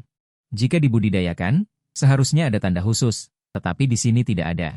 Ular piton dan ular berbisa mulai gelisah, muncul berkerumun, dan menatap Fang Chen. Suara di sini mengejutkan murid yang berpatroli di dekatnya, serangkaian langkah kaki yang tergesa-gesa. Bergegas ke arah sini, Fang Chen tidak punya waktu untuk berpikir lebih jauh, dengan hati-hati melihat lokasinya. Memanjat tebing dengan tali, dengan cekatan membereskan. Kenapa kau masih di sini? Sebuah bentakan dingin datang dari depan. Itu adalah murid yang pernah bertemu Fang Chen sebelumnya. Kakak, kirim saja aku keluar. Aku benar-benar tersesat. Fang Chen memasang wajah pahit. Benar tersesat atau pura-pura tersesat? Aku akan periksa apakah kau menyembunyikan sesuatu. Murid itu mendekat. Memeriksa Fang Chen lagi. Mana mungkin aku punya nyali sebesar itu? Gunung Obat adalah daerah terlarang. Aku tahu aturannya. Sepertinya aku tahu siapa kau. Kau adalah Fang Chen itu. Kudengar kau sudah mencapai lapisan 3 penguatan tubuh. Bagaimana kau melakukannya? Aku menerobos dengan bingung. Murid itu jelas tidak percaya, tapi dia juga tahu tidak mungkin mendapatkan rahasia kecil orang lain dari mulut Fang Chen. Cepat pergi. Aku ingatkan sekali lagi. Jangan mendekati Gunung Obat. Jika aku melihatmu lagi, aku tidak akan semudah ini memaafkanmu. Terima kasih, kakak. Fang Chen berterima kasih, mengangkat wadah batu dan pergi. Setelah meninggalkan Gunung Obat, dia diam-diam berputar-putar di kaki gunung, menemukan lokasi buah bintang ular itu. Membuat tanda tersembunyi, lain kali aku akan datang dan mengambilnya. Lumayan, lumayan. Ada hasil. Suasana hati Fang Chen sangat baik, mengangkat wadah batu dan berjalan kembali. Berencana untuk datang malam ini dan mengambilnya, tapi belum sempat Fang Chen menjauh dari Gunung Obat, alisnya bergerak. Dia perlahan berhenti, menoleh dan melihat ke hutan kecil di sampingnya. Karena sudah datang, jangan bersembunyi. Keluarlah. Pantas saja orang-orang memanggilmu binatang buas kecil. Hidungmu sangat sensitif. Dari jarak sejauh ini kau sudah mencium aroma tubuhku. Sosok feminin yang anggun dan kental, dengan langkah lemah gemulai. Melewati pepohonan hijau zamrud muda, keluar dari bayangan redup, datang ke bawah sinar matahari yang cerah. Ini adalah wanita yang menawan dan mempesona, memiliki aura dan pesona yang tak tertahankan. Usia 16 atau 17 tahun seharusnya penuh dengan masa muda dan keceriaan. Tetapi dia justru tumbuh menjadi sosok yang sangat menawan, lembut dan memesona, seperti air musim semi yang mencair. Dapat disebut sebagai barang langka. Tubuh indah linlong yang naik turun, tersembunyi dan tampak di antara gaun merah menyala. Lekuk tubuh yang indah membangkitkan imajinasi tak terbatas. Zhao Min. Kakak perempuan Zhao Lai itu, wanita cantik terkenal di sekte Qingyun. Aura genitnya bisa membuat hati banyak pria terasa gatal. Konon pemimpin muda sekte Qingyun sedang berusaha mendekatinya. Bukankah ini kakak Zhao Min? Lama tidak bertemu. Pakaiannya semakin minim. Fang Chen tersenyum namun matanya dingin. Bukannya berpengalaman, dia malah jijik. Baginya, wanita seperti itu hanya punya satu penilaian. Kampungan. Hei bocah, mau lihat kemana? Kalau mau mati, datang ke sini. Kita sepakati dulu, aku tidak tertarik pada wanita murahan sepertimu. Kata-kata Fang Chen penuh dengan duri, tajam dan pedas. Ekspresi Zhao Min sedikit dingin. Kemudian dia kembali tersenyum dan keluar dari hutan lebat. Baru saja kau menyebutkannya. Kau bisa hidup sampai sekarang benar-benar karena jasa leluhurmu. Tidak perlu kau khawatir. Di mana adikmu yang bodoh itu bersembunyi? Keluarlah bersama. Fang Chen, apa hakmu untuk sombong? Zhao Lai keluar dari area spiritual di belakang Zhao Min, mendengus dingin. Awalnya dia ingin mengajak kakaknya memberi pelajaran pada Fang Chen tadi malam. Namun, kakaknya ada urusan lain semalam, jadi ditunda hingga sekarang. Kau menahan diri selama beberapa bulan. Aktingmu baru-baru ini menjadi yang terlemah di lapisan langit ke-053. Bukankah kau tetap dikalahkan dengan mudah oleh adikku, dipermalukan di depan umum dan pergi dengan menyedihkan? Dan adikku tidak hanya lulus ujian, tetapi juga mendapat perhatian khusus dengan nilai rendah. Perbedaan antara orang dan orang terkadang memang sebesar ini. Sang Dong diperintahkan oleh kalian, kan? Fang Chen tidak takut, juga tidak berniat melarikan diri. Dengan tenang menghadapi mereka berdua. Keberuntunganmu hari ini lumayan bagus, masuk ke area pemandian air panas dan tidak diusir. Masuk ke Gunung Obat dan tidak ditahan. Aku agak mengagumimu. Kau bermain dengan sangat lihai. Kalian hanya punya kemampuan sebanyak ini. Katakan, apa yang akan kita mainkan hari ini? Kau tidak takut? Tubuh indah Zhao Min seperti pohon willow lembut di tengah angin sepau-sepa. Setiap senyum dan gerakannya mempesona. Di usia muda sudah begitu indah, bisa dibayangkan bagaimana dia akan menghancurkan negara di masa depan. Dia hanya keras kepala. Dia sangat ketakutan di dalam hatinya. Fang Chen, jangan keras kepala. Hari ini kau tidak akan bisa pergi dengan utuh. Berlutut dan minta maaf pada ayah, bersujud, mungkin suasana hatiku akan baik. Kau bisa menderita lebih sedikit. Zhao Lai harus melampiaskan amarahnya hari ini. Jika tidak, setelah memasuki pavilion 5 sekte, dia tidak akan bisa berkonsentrasi untuk berkultivasi. Tenang saja, bahkan jika aku pergi ke makamu, aku tidak akan berlutut. Percayalah, kaulah yang akan berlutut. Zhao Lai menatap Fang Chen dengan ganas. Fang Chen, sebenarnya aku cukup mengagumimu. Mulai kemarin, banyak murid inti yang memperhatikanmu. Benarkah? Aku merasa terhormat. Aku tidak punya dendam yang mendalam denganmu. Aku tidak ingin membuat masalah menjadi terlalu rumit. Aku punya cara yang sama-sama menguntungkan. Dengar, Zhao Lai dimarahi habis-habisan. Zhao Min tersenyum manis. Benar-benar godaan yang tak terbatas, mengembalikan rumput Lingzu kepada Zhao Lai. Judegong, akui kesalahanmu, aku tidak memintamu untuk berlutut. Tidak mungkin sesederhana itu, kan? Ada lagi, lumpuhkan tangan kirinya. Buat dirimu terlihat seperti kecelakaan, senyum Zhao Min semakin dalam, tapi kata-kata dan ekspresi Li Zhong menunjukkan kekejaman. Dulu, dia benar-benar tidak menempatkan Fang Chen di matanya, tapi Fang Chen tiba-tiba menunjukkan alam Lingwu. Mengejutkan banyak orang, dan sangat mungkin bahwa benar-benar tidak ada campur tangan dari Yukin. Hanya dengan kekuatannya sendiri dia menerobos ke alam Lingwu. Fang Chen sekali lagi membuktikan bakatnya kepada Sekte King Yun. Dikatakan bahwa ini telah menarik perhatian banyak tetua dan murid King Chuan. Zhao Lai tertawa. Ini baru namanya menyayangi adik sendiri, melumpuhkan tangan Fang Chen untuk mengekang pertumbuhannya. Jauh lebih menyenangkan daripada langsung memukulinya. Rumput Lingzu sudah kumakan, Fang Chen tahu Zhao Min tidak akan menyerah begitu saja. Wanita ini memang bukan orang yang baik, jadi tidak ada yang bisa dibicarakan, sama sekali tidak ada yang bisa kubicarakan dengan kalian. Fang Chen, jangan keras kepala, kamu tahu betul identitas kami bersaudara, bahkan jika kami melumpuhkan kedua tanganmu. Paling-paling hanya mendapat sedikit hukuman, tidak ada yang akan melakukan apapun pada kami, jadi jangan bicara omong kosong. Aku akan menemani kalian apapun yang ingin kalian lakukan. Kakak Zhao Min terkikik, tubuhnya bergoyang-goyang. Dari mana kepercayaan dirimu berasal? Alam Lingwu tingkat 3 saja masih ingin menantangku. Apakah kau pikir aku ini murid biasa yang kau kenal? Pada saat ini, beberapa murid berjalan di jalan kecil terdekat. Tertawa dan bercanda, sepertinya membicarakan sesuatu, tiba-tiba melihat situasi di sini. Senyum menawan, hari ini aku pasti akan melumpuhkan tangan kirimu, kau lumpuhkan sendiri. Atau aku bantu melumpuhkannya, tangan kiriku ada di sini. Jika kau punya kemampuan, lumpuhkan sendiri. Jika tidak punya kemampuan, hanya, Fang Chen mengulurkan tangan kirinya, tangan kanannya di belakang punggung. Tidak tahu diri, Kak, beri dia pelajaran. Zhao Lai marah. Dia terlalu sombong saat ini, dia ingin segera melihat Fang Chen berlutut di depannya memohon ampun. Benar-benar berpikir bahwa setelah memasuki alam Lingwu dia bisa sombong? Teknik liar kalian ini hanyalah lelucon di depan Lingwu ortodoks. Zhao Min bergerak dengan anggun, mendekati Fang Chen, ujung jarinya yang putih dan lembut berputar tanpa tulang. Gumpalan-gumpalan api 4 roh muncul, melingkari di antara kedua tangannya, menari dengan riang.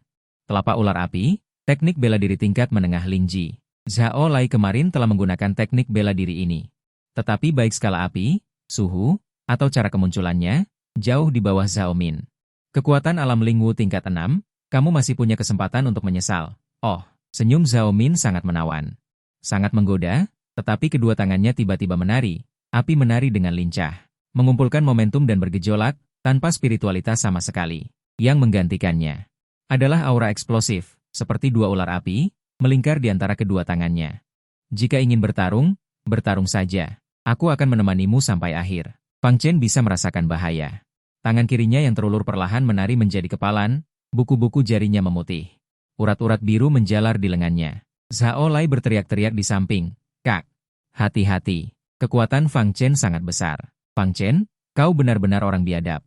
Berhayal untuk melawan dengan kekuatan kasarmu, tanpa teknik bela diri, hanya punya alam. Kau sangat menyedihkan. Kak, habisi dia. Biarkan dia melihat kekuatan alam Lingwu tingkat 5 yang sebenarnya. Biarkan dia merasakan kekuatan murid langsung. Zhao Min melihat Fang Chen keras kepala, hatinya sangat meremehkan. Kedua tangannya menyentak, lidah api meningkat. Warnanya keemasan kemerahan. Menyerang Fang Chen. Sayang sekali, Fang Chen si sampah, hari ini akan menjadi Fang Chen si orang cacat. Tubuhnya lentur, langkahnya ringan. Benar-benar seperti ular api yang menyerbu. Melayang ke kiri dan ke kanan. Dia tidak ceroboh, bersiap untuk melumpuhkan dalam satu gerakan. Tidak memberi Fang Chen kesempatan untuk membalas. Dia sudah lama mendengar bahwa Fang Chen memiliki kekuatan kasar yang menakjubkan. 2 tahun lalu, ketika di alam pemurnian roh, dia pernah menghajar seorang murid alam Lingwu tingkat 1. Cacatkan dia. Fang Chen mencibir. Tangan kanannya yang tersembunyi di belakang tiba-tiba meledak. Sebuah pisau terbang, kilat sangat lemah, menyilaukan dan mempesona, mengenai Zhao Min dengan cepat dan kejam. Daya ledak Fang Chen sangat kuat. Pisau yang sudah lama dikumpulkan ini setidaknya bisa menghasilkan kekuatan 6 atau 700 jin. Reaksi Zhao Min sangat cepat, berputar di udara untuk menghindari pisau terbang. Api merah berkobar seperti burung api yang terbang. Namun, pisau terbang itu tidak menyerang secara lurus, melainkan dengan lengkungan. Cepat dan akurat, dan pisau terbang itu berputar dengan kecepatan tinggi saat terbang, seolah-olah itu adalah penggiling daging mini. Dengan kekuatan penghancur yang kuat, nyaris melewati sisi Zhao Min, menusuk. Gaun merah menyala itu hancur sebagian besar, dari samping hingga pinggang, memperlihatkan kulit putih pucat di dalamnya. Pisau terbang itu tepat waktu melewatinya, juga meninggalkan luka merah yang memilukan di sisinya. Zhao Min berseru. Serangan itu terpengaruh. Kakak, kulitmu cukup putih. Tatapan Fang Chen dingin. Dia memanfaatkan momentum, mengepalkan tinju kirinya yang terkepal erat seperti palu berat yang menari dengan liar dalam badai. Itu menghantam kepala Zhao Min dengan keras. Dia cukup kejam. Dia benar-benar tidak menunjukkan belas kasihan. Dia tidak peduli tentang perbedaan antara pria dan wanita. Wanita kejam ini ingin melumpuhkannya. Apalagi yang harus dia khawatirkan? Dengan suara keras, Zhao Min benar-benar tidak bereaksi dan terlempar keluar dengan keras. Dia jatuh lebih dari 10 meter jauhnya, memperlihatkan banyak hal yang seharusnya tidak dia lakukan. Gaun panjangnya berkibar.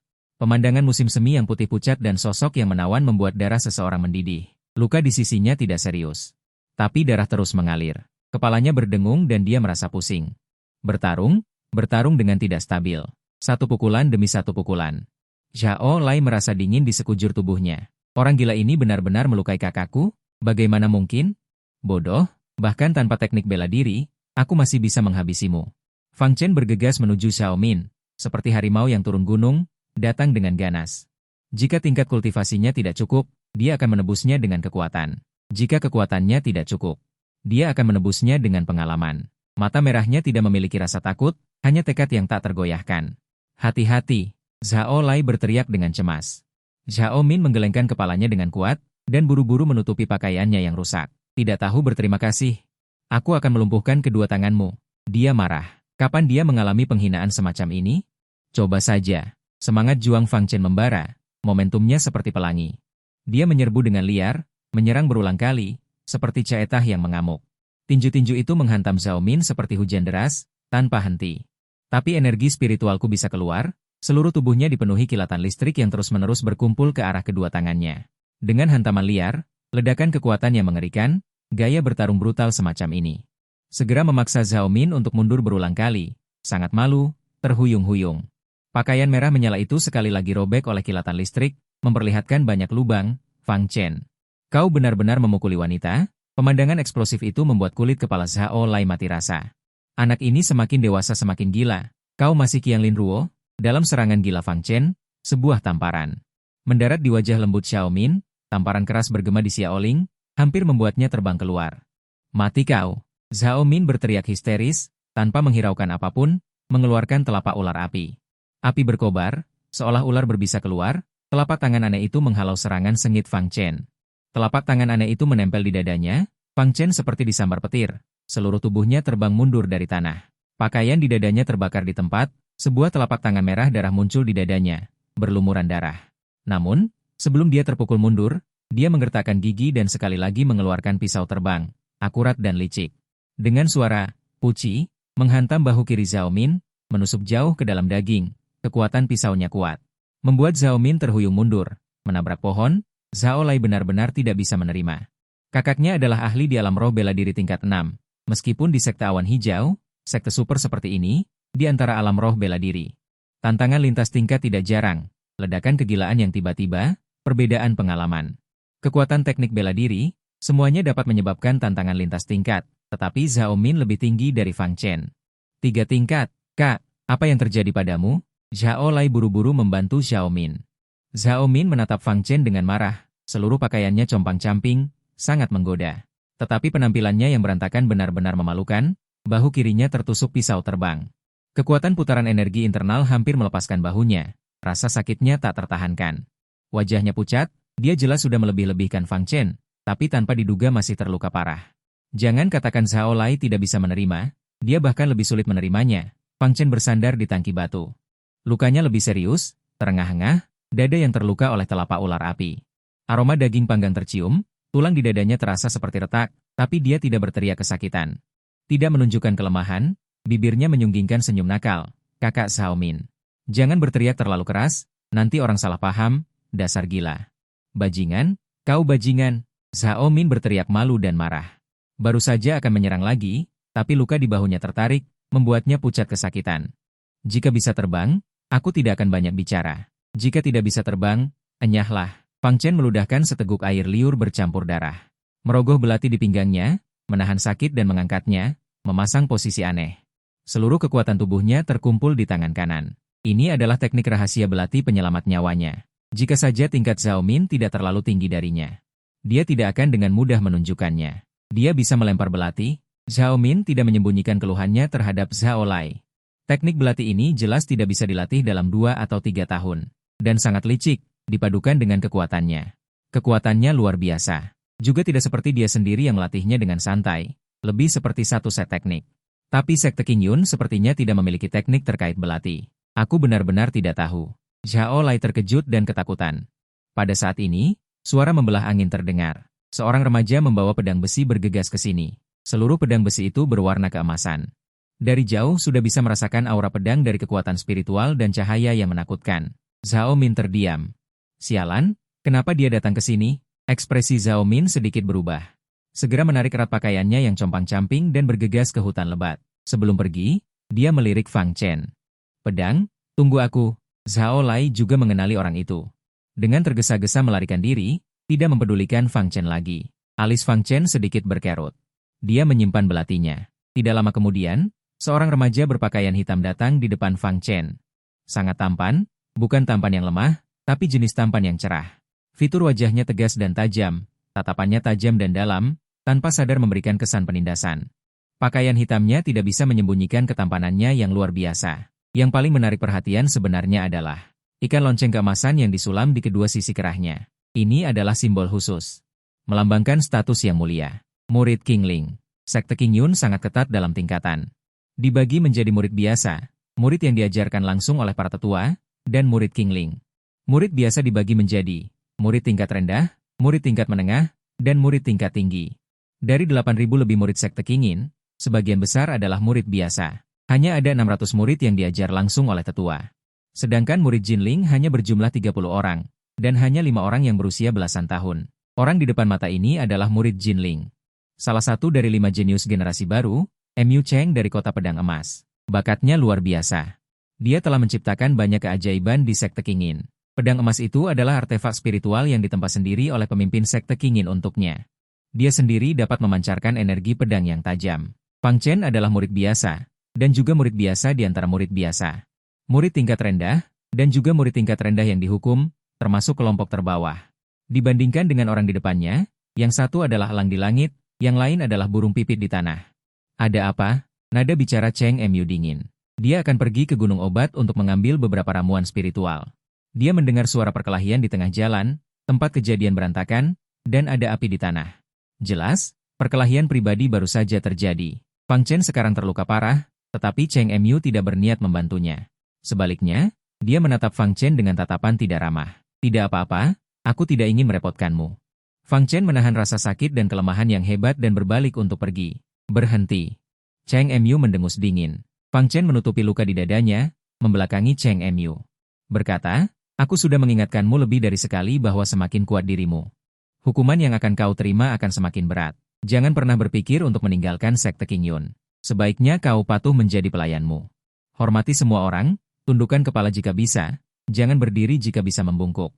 Dengan begitu, kau mungkin mendapatkan pengampunan. Jika kau ingin kembali ke kota guntur kuno milikmu lebih cepat, lakukan apa yang aku katakan secepatnya.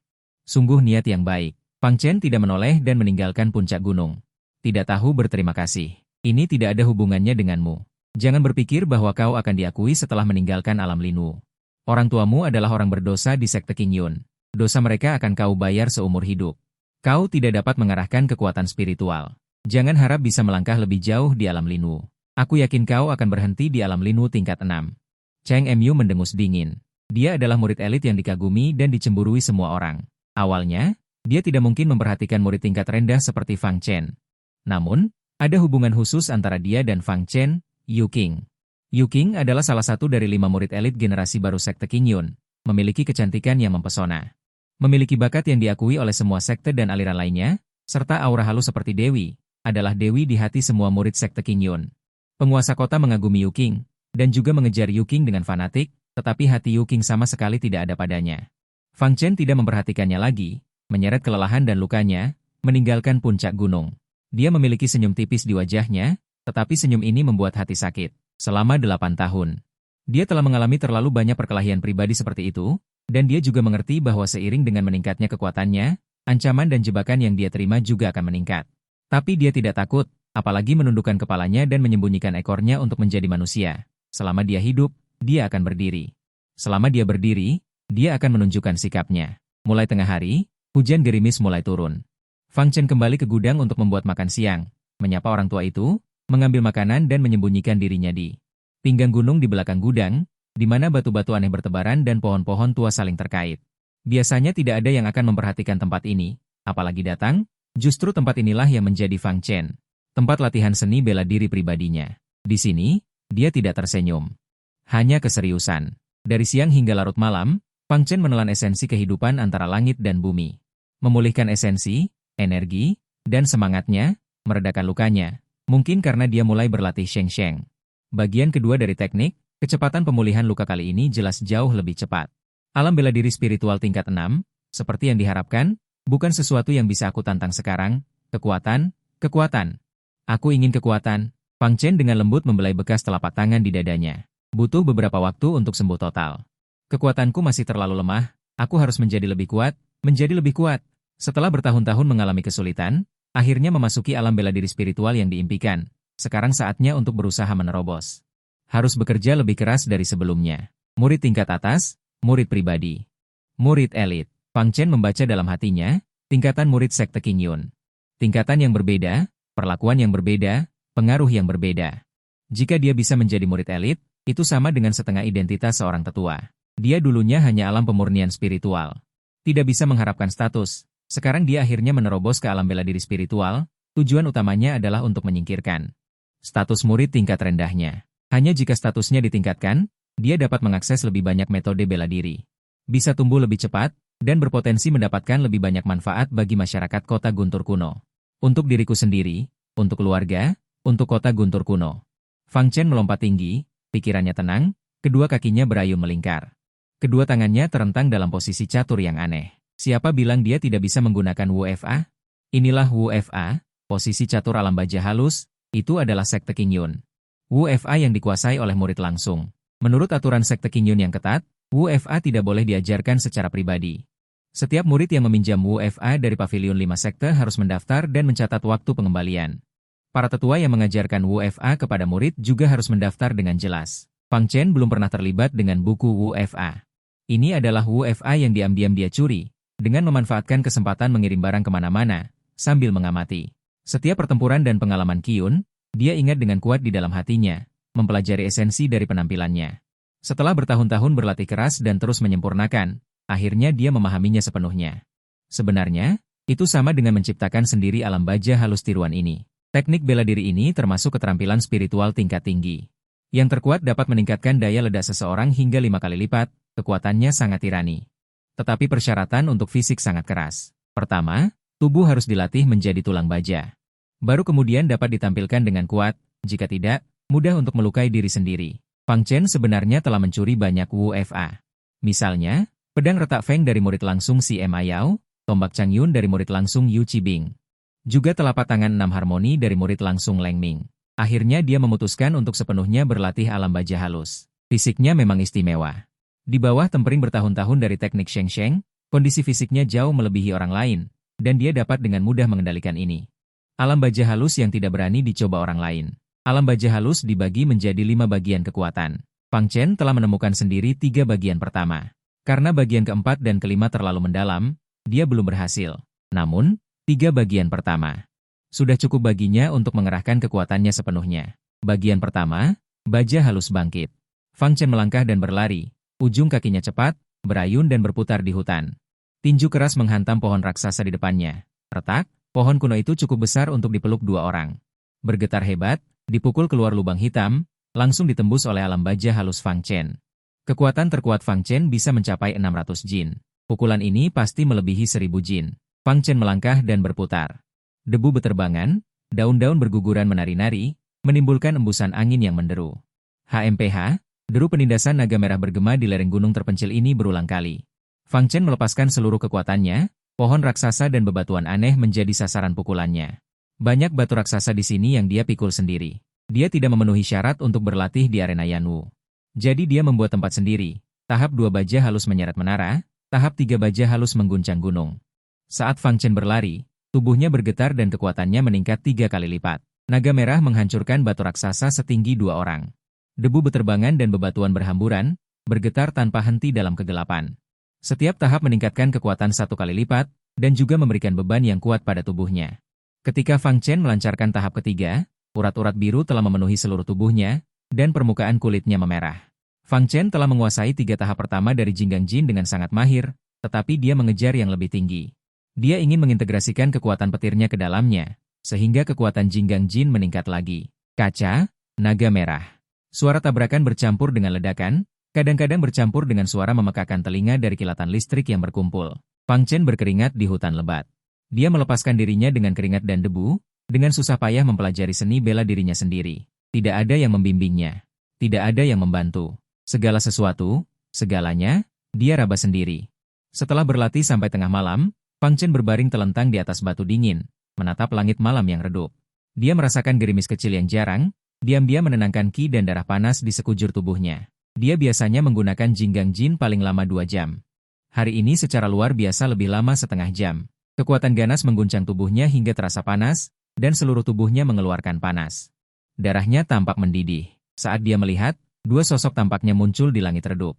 Tersenyum padanya. Fang Chen tersenyum, tetapi 2 tetes air mata mengalir dari sudut matanya. Dia berbisik, "Ayah, Ibu, anakmu merindukan kalian. Kalian di mana?" Dia awalnya adalah penguasa muda kota Guntur kuno. Ayah dan ibunya adalah tetua terdaftar dari sekte Qingyun. Sejak kecil ia menikmati status yang menonjol, dicintai oleh orang tua, dan dilindungi oleh para tetua. Ia juga memiliki adik perempuan yang penurut. Hidup sangat bahagia. Saat itu, orang tuanya sering membawanya ke sekte Qingyun. Akan ada juga tetua yang mencubit pipinya sambil tersenyum, mengatakan betapa lucunya dia. Ada juga tetua yang menepuk dada mereka dengan gagah berani, mengatakan bahwa anak ini akan menjadi murid pribadi saya di masa depan. Kita sudah sepakat. Fang Chen penuh kerinduan pada tempat ini dan penuh kerinduan akan seni bela diri. Namun, perubahan mendadak dalam semalam mengubah segalanya. Peristiwa tak terduga menghancurkan semua keindahan masa lalu. Orang tua menghilang, hidup atau mati tidak diketahui. Hukuman King Yunzong yang penuh amarah menimpa kota kuno Guntur. Fang Chen, sebagai penguasa kota muda, ditangkap secara paksa ke King Yunzong, menderita sebagai pelayan, secara tidak langsung dijadikan sandera. Kerabat penguasa kota dan lebih dari 200.000 orang dari seluruh kota dikirim ke tambang sementara di kedalaman Gunung Daking. Saat itu, dia baru berusia 7 tahun. Dia melihat lingkungan asing di sekitarnya dengan cemas, menanggung berbagai ejekan dalam keputusasaan dan kebingungan. 8 tahun telah berlalu. Fang Chen telah melepaskan ketidakdewasaannya dan dengan gigih berjalan hingga saat ini, dari keputusasaan hingga ketangguhan. Dia berjalan dengan sangat sulit dan pahit. Dalam 8 tahun, dia mengenali banyak orang dan banyak hal. Dulu dia dengan naif mempertanyakan mengapa langit begitu tidak adil. Sekarang dia sudah mengerti. Kebenaran yang paling realistis dan kejam di dunia adalah hukum rimba, yang kuat memakan yang lemah, yang beradaptasi yang bertahan. Hatinya yang muda juga mengingat kata-kata ayahnya. Yang lemah tidak akan mati dengan baik, yang kuat tidak akan hidup dengan baik. Jadi dia selalu dengan keras kepala mengangkat kepalanya dan dengan gigih menghadapi ejekan dan penghinaan. Dia juga terus-menerus berusaha menemukan sikap hidupnya dan sikapnya terhadap seni bela diri. Fang Chen mengerti bahwa tidak akan ada yang membantunya. Hanya dia sendiri yang bisa menghargai dirinya sendiri. Dia harus segera menjadi murid elit King Yunzong. Dia harus memenangkan posisinya sendiri di sini. Mendapatkan kualifikasi untuk melawan tetua itu, menyelamatkan kota kuno Guntur yang menderita. Bersabar setahun lagi, pelajari seni bela diri lainnya.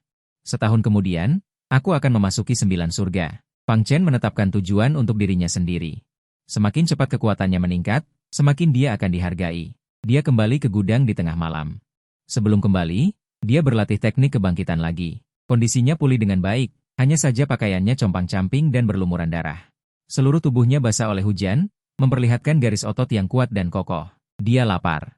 Dia hendak mencari sesuatu untuk dimakan, tetapi berhenti begitu dia memasuki halaman. Siapa itu?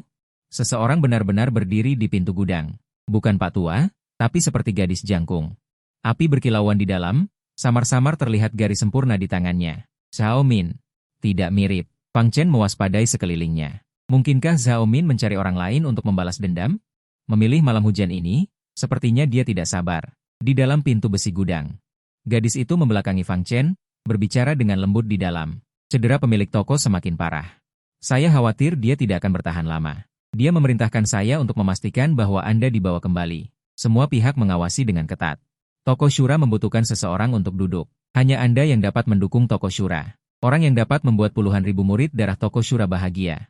Hanya Anda. Dia seperti berbicara pada dirinya sendiri, atau memohon pada seseorang.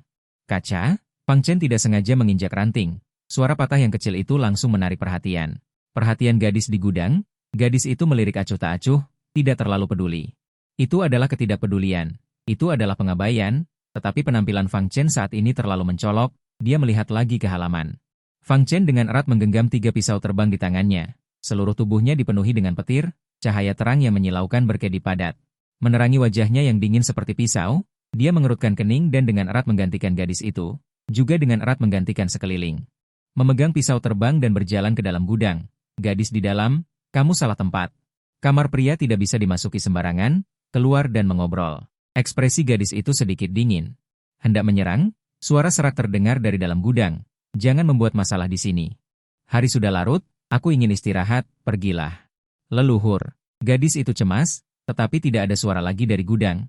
Demi pemilik toko. Demi Toko Shura, mohon pertimbangkan lagi dengan serius. Gadis itu membungkuk memberi hormat. Berjalan mundur keluar dari gudang, Fang Chen akhirnya melihat dengan jelas penampilan gadis itu, jubah hitam menutupi seluruh tubuhnya. Menunjukkan wajah cantik yang luar biasa. Dengan bantuan cahaya api di gudang, dia bisa melihat dengan jelas, kulitnya seperti lemak yang membeku. Matanya seperti air musim gugur, hidungnya mancung, bibirnya lembab. Benar-benar kecantikan yang mempesona. Seperti mimpi, begitu indah hingga membuat sesak napas. Bahkan Fang Chen sedikit terkejut, wanita cantik dengan penampilan yang begitu luar biasa, benar-benar langka. Fang Chen terpesona oleh kecantikannya, tetapi dapat dipastikan bahwa gadis ini sama sekali bukan orang dari sekte Qingyun. Gadis itu menganggap Fang Chen sebagai udara, melewati Fang Chen, dan meninggalkan halaman. Seringan bayangan, menghilang tanpa suara dalam kegelapan, keberuntungan apa hari ini.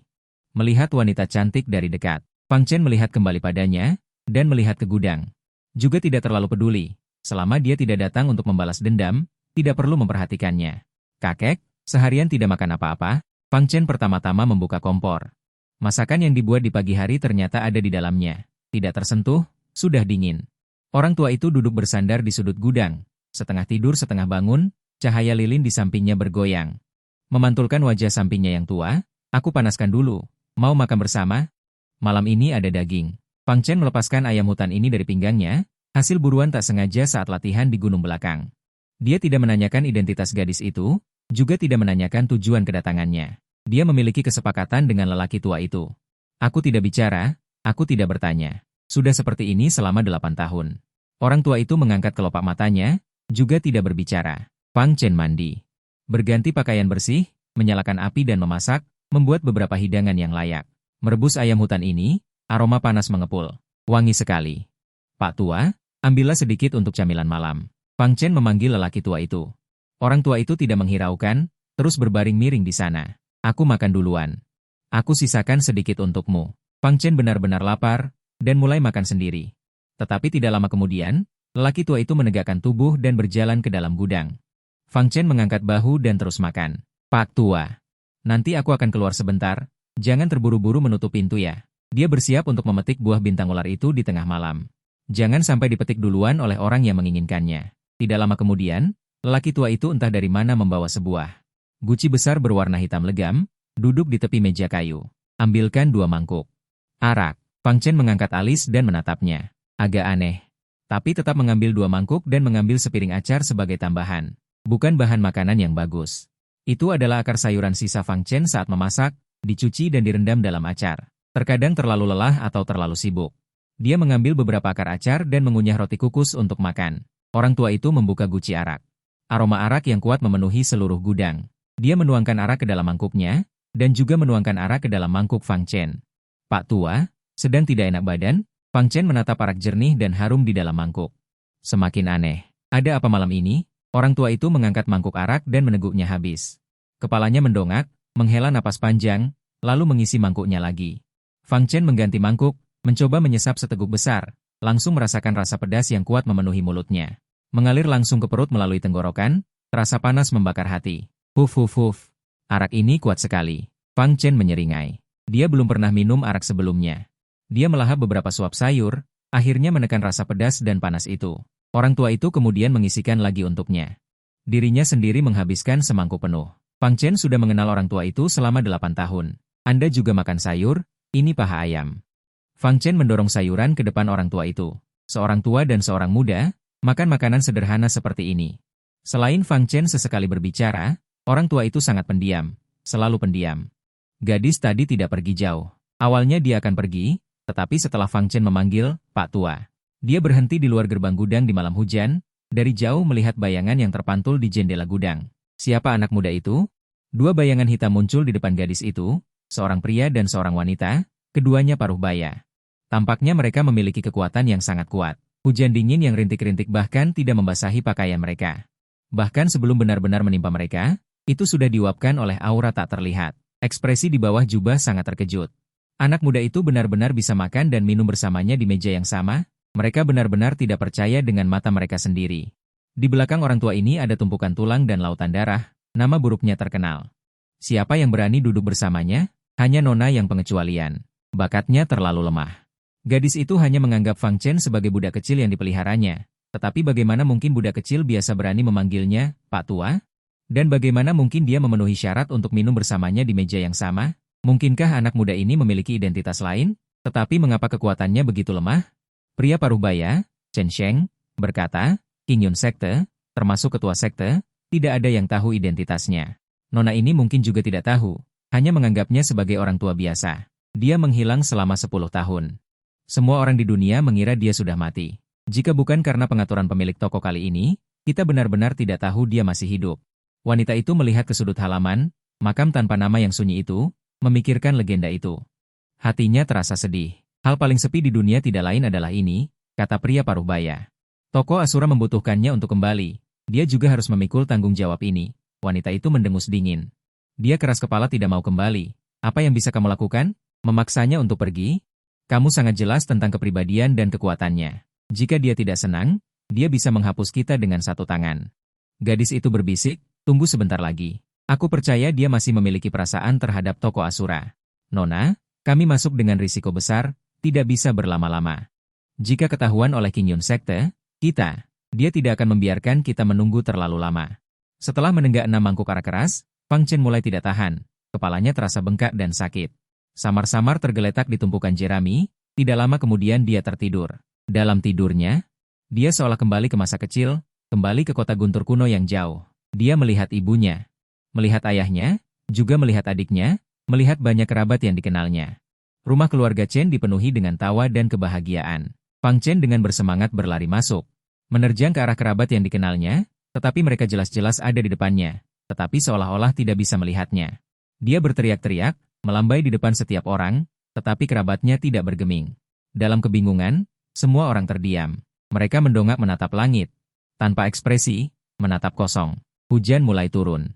Gerimis membasahi setiap orang, sangat dingin, membuat orang menggigil. Tiba-tiba, gambaran itu hancur berkeping-keping, seperti cermin yang pecah. Berjatuhan, semua orang menghilang dalam angin dan hujan. Hujan semakin deras. Langit dan bumi menjadi gelap gulita, tidak ada lagi kota kuno, tidak ada lagi kerabat. Fang Chen seolah-olah berdiri di medan perang pasir luas, makhluk hidup yang tak terhitung jumlahnya saling membantai dengan gila. Teriakan membahana, berbagai binatang buas misterius meraung dalam hujan darah dan api. Api langit yang menutupi langit, puncak raksasa yang mencapai langit, menyelimuti dunia ini. Bumi runtuh, langit runtuh, dunia seolah kiamat. Di antara langit dan bumi yang luas, seberkas cahaya keemasan merah membara memotong kegelapan, merobek langit dan bumi. Seolah-olah matahari yang membara, cahaya keemasan menembus medan perang, memancarkan aura pembunuh yang tiada tara. Menyebabkan ratapan makhluk hidup, membuat para pahlawan ketakutan. Fang Chen berjalan dalam kebingungan di medan perang. Seolah-olah ingin mengejar cahaya keemasan yang tirani dan tiada tara itu.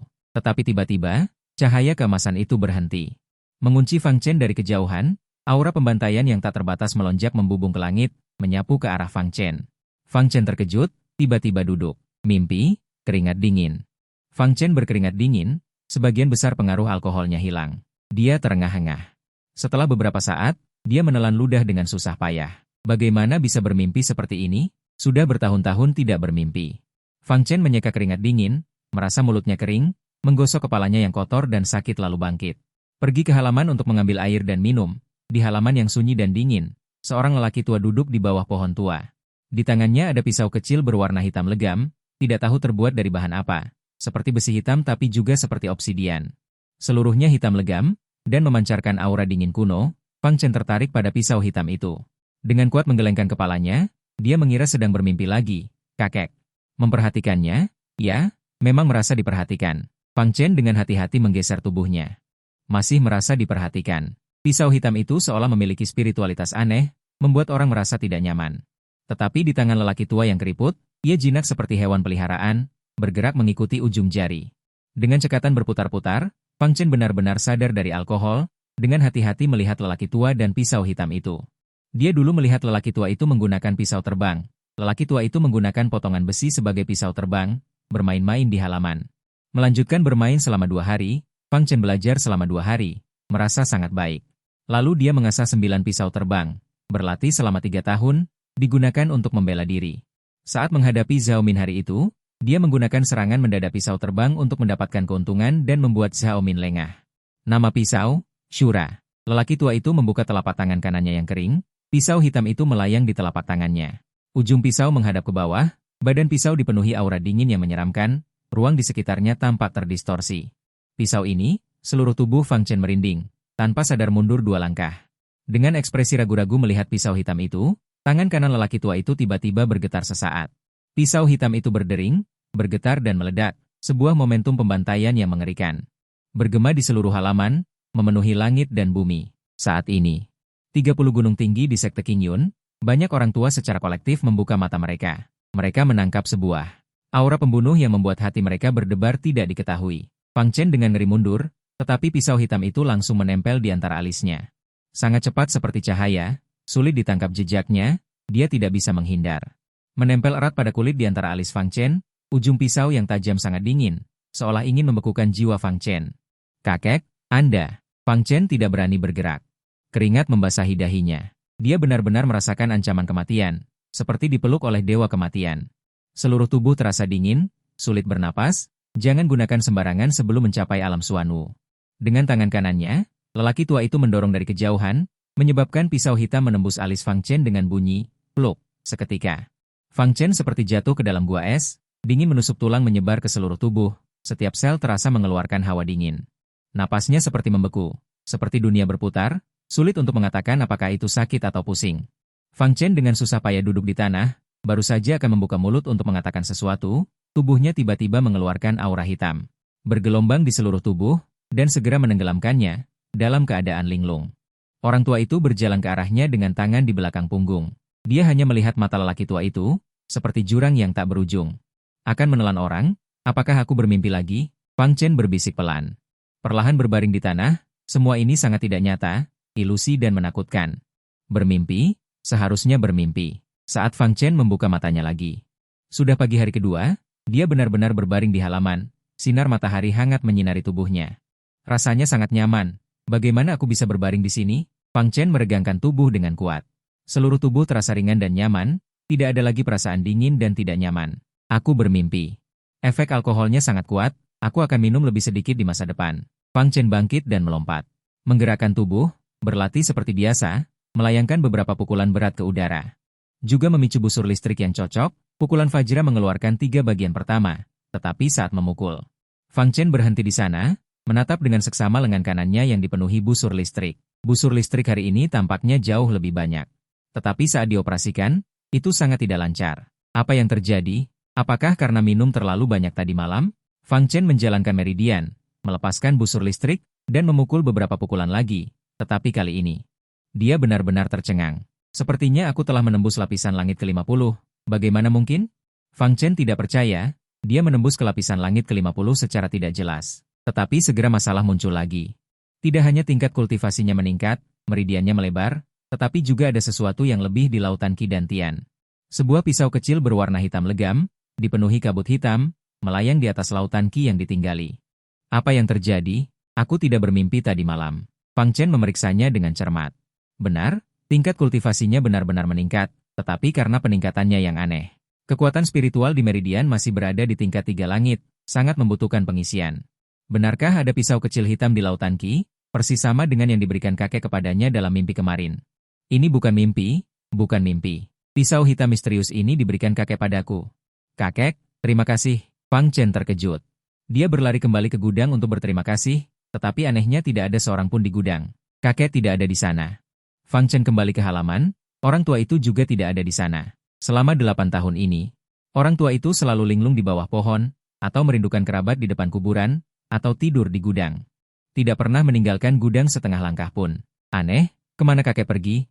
Fang Chen tiba-tiba memiliki firasat buruk, mencari dengan cermat seluruh gudang dan halaman, dan juga mencari di sekitar gunung kecil. Tidak menemukan sosok orang tua itu.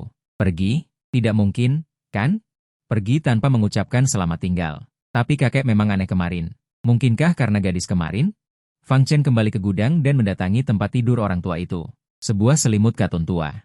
Beberapa potong pakaian yang ditambal. Ini semua harta benda orang tua itu. Tidak ada yang dibawa.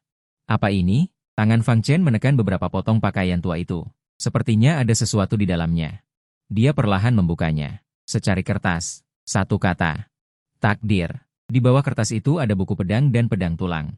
Aura kuno dan megah menyelimuti. Buku pedang dan pedang tulang itu sendiri tampak seperti pedang asli. Memenuhi udara di sekitarnya dengan sedikit ketajaman dan dingin. Kakek benar-benar pergi. Fang Chen dengan linglung mengambil kertas itu. Tiba-tiba ada rasa kehilangan. Seolah-olah sesuatu tiba-tiba hilang di hatinya. Pergi? Benar-benar pergi? 8 tahun sudah. Karena ditemani orang tua itu, dia merasa gudang sederhana ini seperti rumah. Tidak peduli seberapa sulit atau pahitnya, dia selalu merasa bisa kembali ke rumah untuk beristirahat. Dia tahu orang tua itu tidak biasa, tetapi dia tidak pernah menyangka dia akan pergi secepat ini. Takdir. Takdirku? Takdir siapa? Mengapa kakek dengan sengaja meninggalkan kata ini? Fang Chen dengan hati-hati menyimpan kertas itu, menyimpannya dekat dengan tubuhnya, dan mengambil buku pedang. Dayan Jiandian tidak memiliki banyak pengantar. Yang pertama adalah gaya pertama Jiandian. Gunung dan sungai pedang berat, satu pedang membelah gunung dan sungai, pengantar gaya pedang yang halus. Menempa urat emas yang halus. Fang Chen buru-buru membolak-balik. Font dan diagram urat emas jelas sangat detail. Namun buram dan tidak jelas, membutuhkan konsentrasi dan ketenangan pikiran untuk melihatnya dengan susah payah. Ini hanyalah gaya pertama. Ketika dia membalik ke gaya kedua, Fang Chen tidak bisa melihatnya dengan jelas. Bahkan nama gerakannya tidak bisa dilihat dengan jelas. Jelas ada di sana, tetapi tidak bisa dilihat dengan jelas. Bahkan memberinya semacam perasaan penolakan yang aneh. Alam dan kekuatan mental Fang Chen saat ini nyaris tidak memenuhi syarat untuk memahami gaya pertama. Tingkat teknik kultivasi macam apa ini? Fang Chen melihat Jiandian di tangannya dengan berbeda. Sangat misterius dan luar biasa. Dia selalu ingin mendapatkan teknik kultivasi. Juga berharap untuk memiliki senjatanya sendiri. Tanpa diduga, dia mendapatkan keinginannya hari ini. Tetapi memegang buku pedang dan pedang tulang. Memikirkan mabuk tadi malam, dia tidak bisa merasa bahagia. Fang Chen. Sebuah teriakan bernada tinggi tiba-tiba datang dari luar.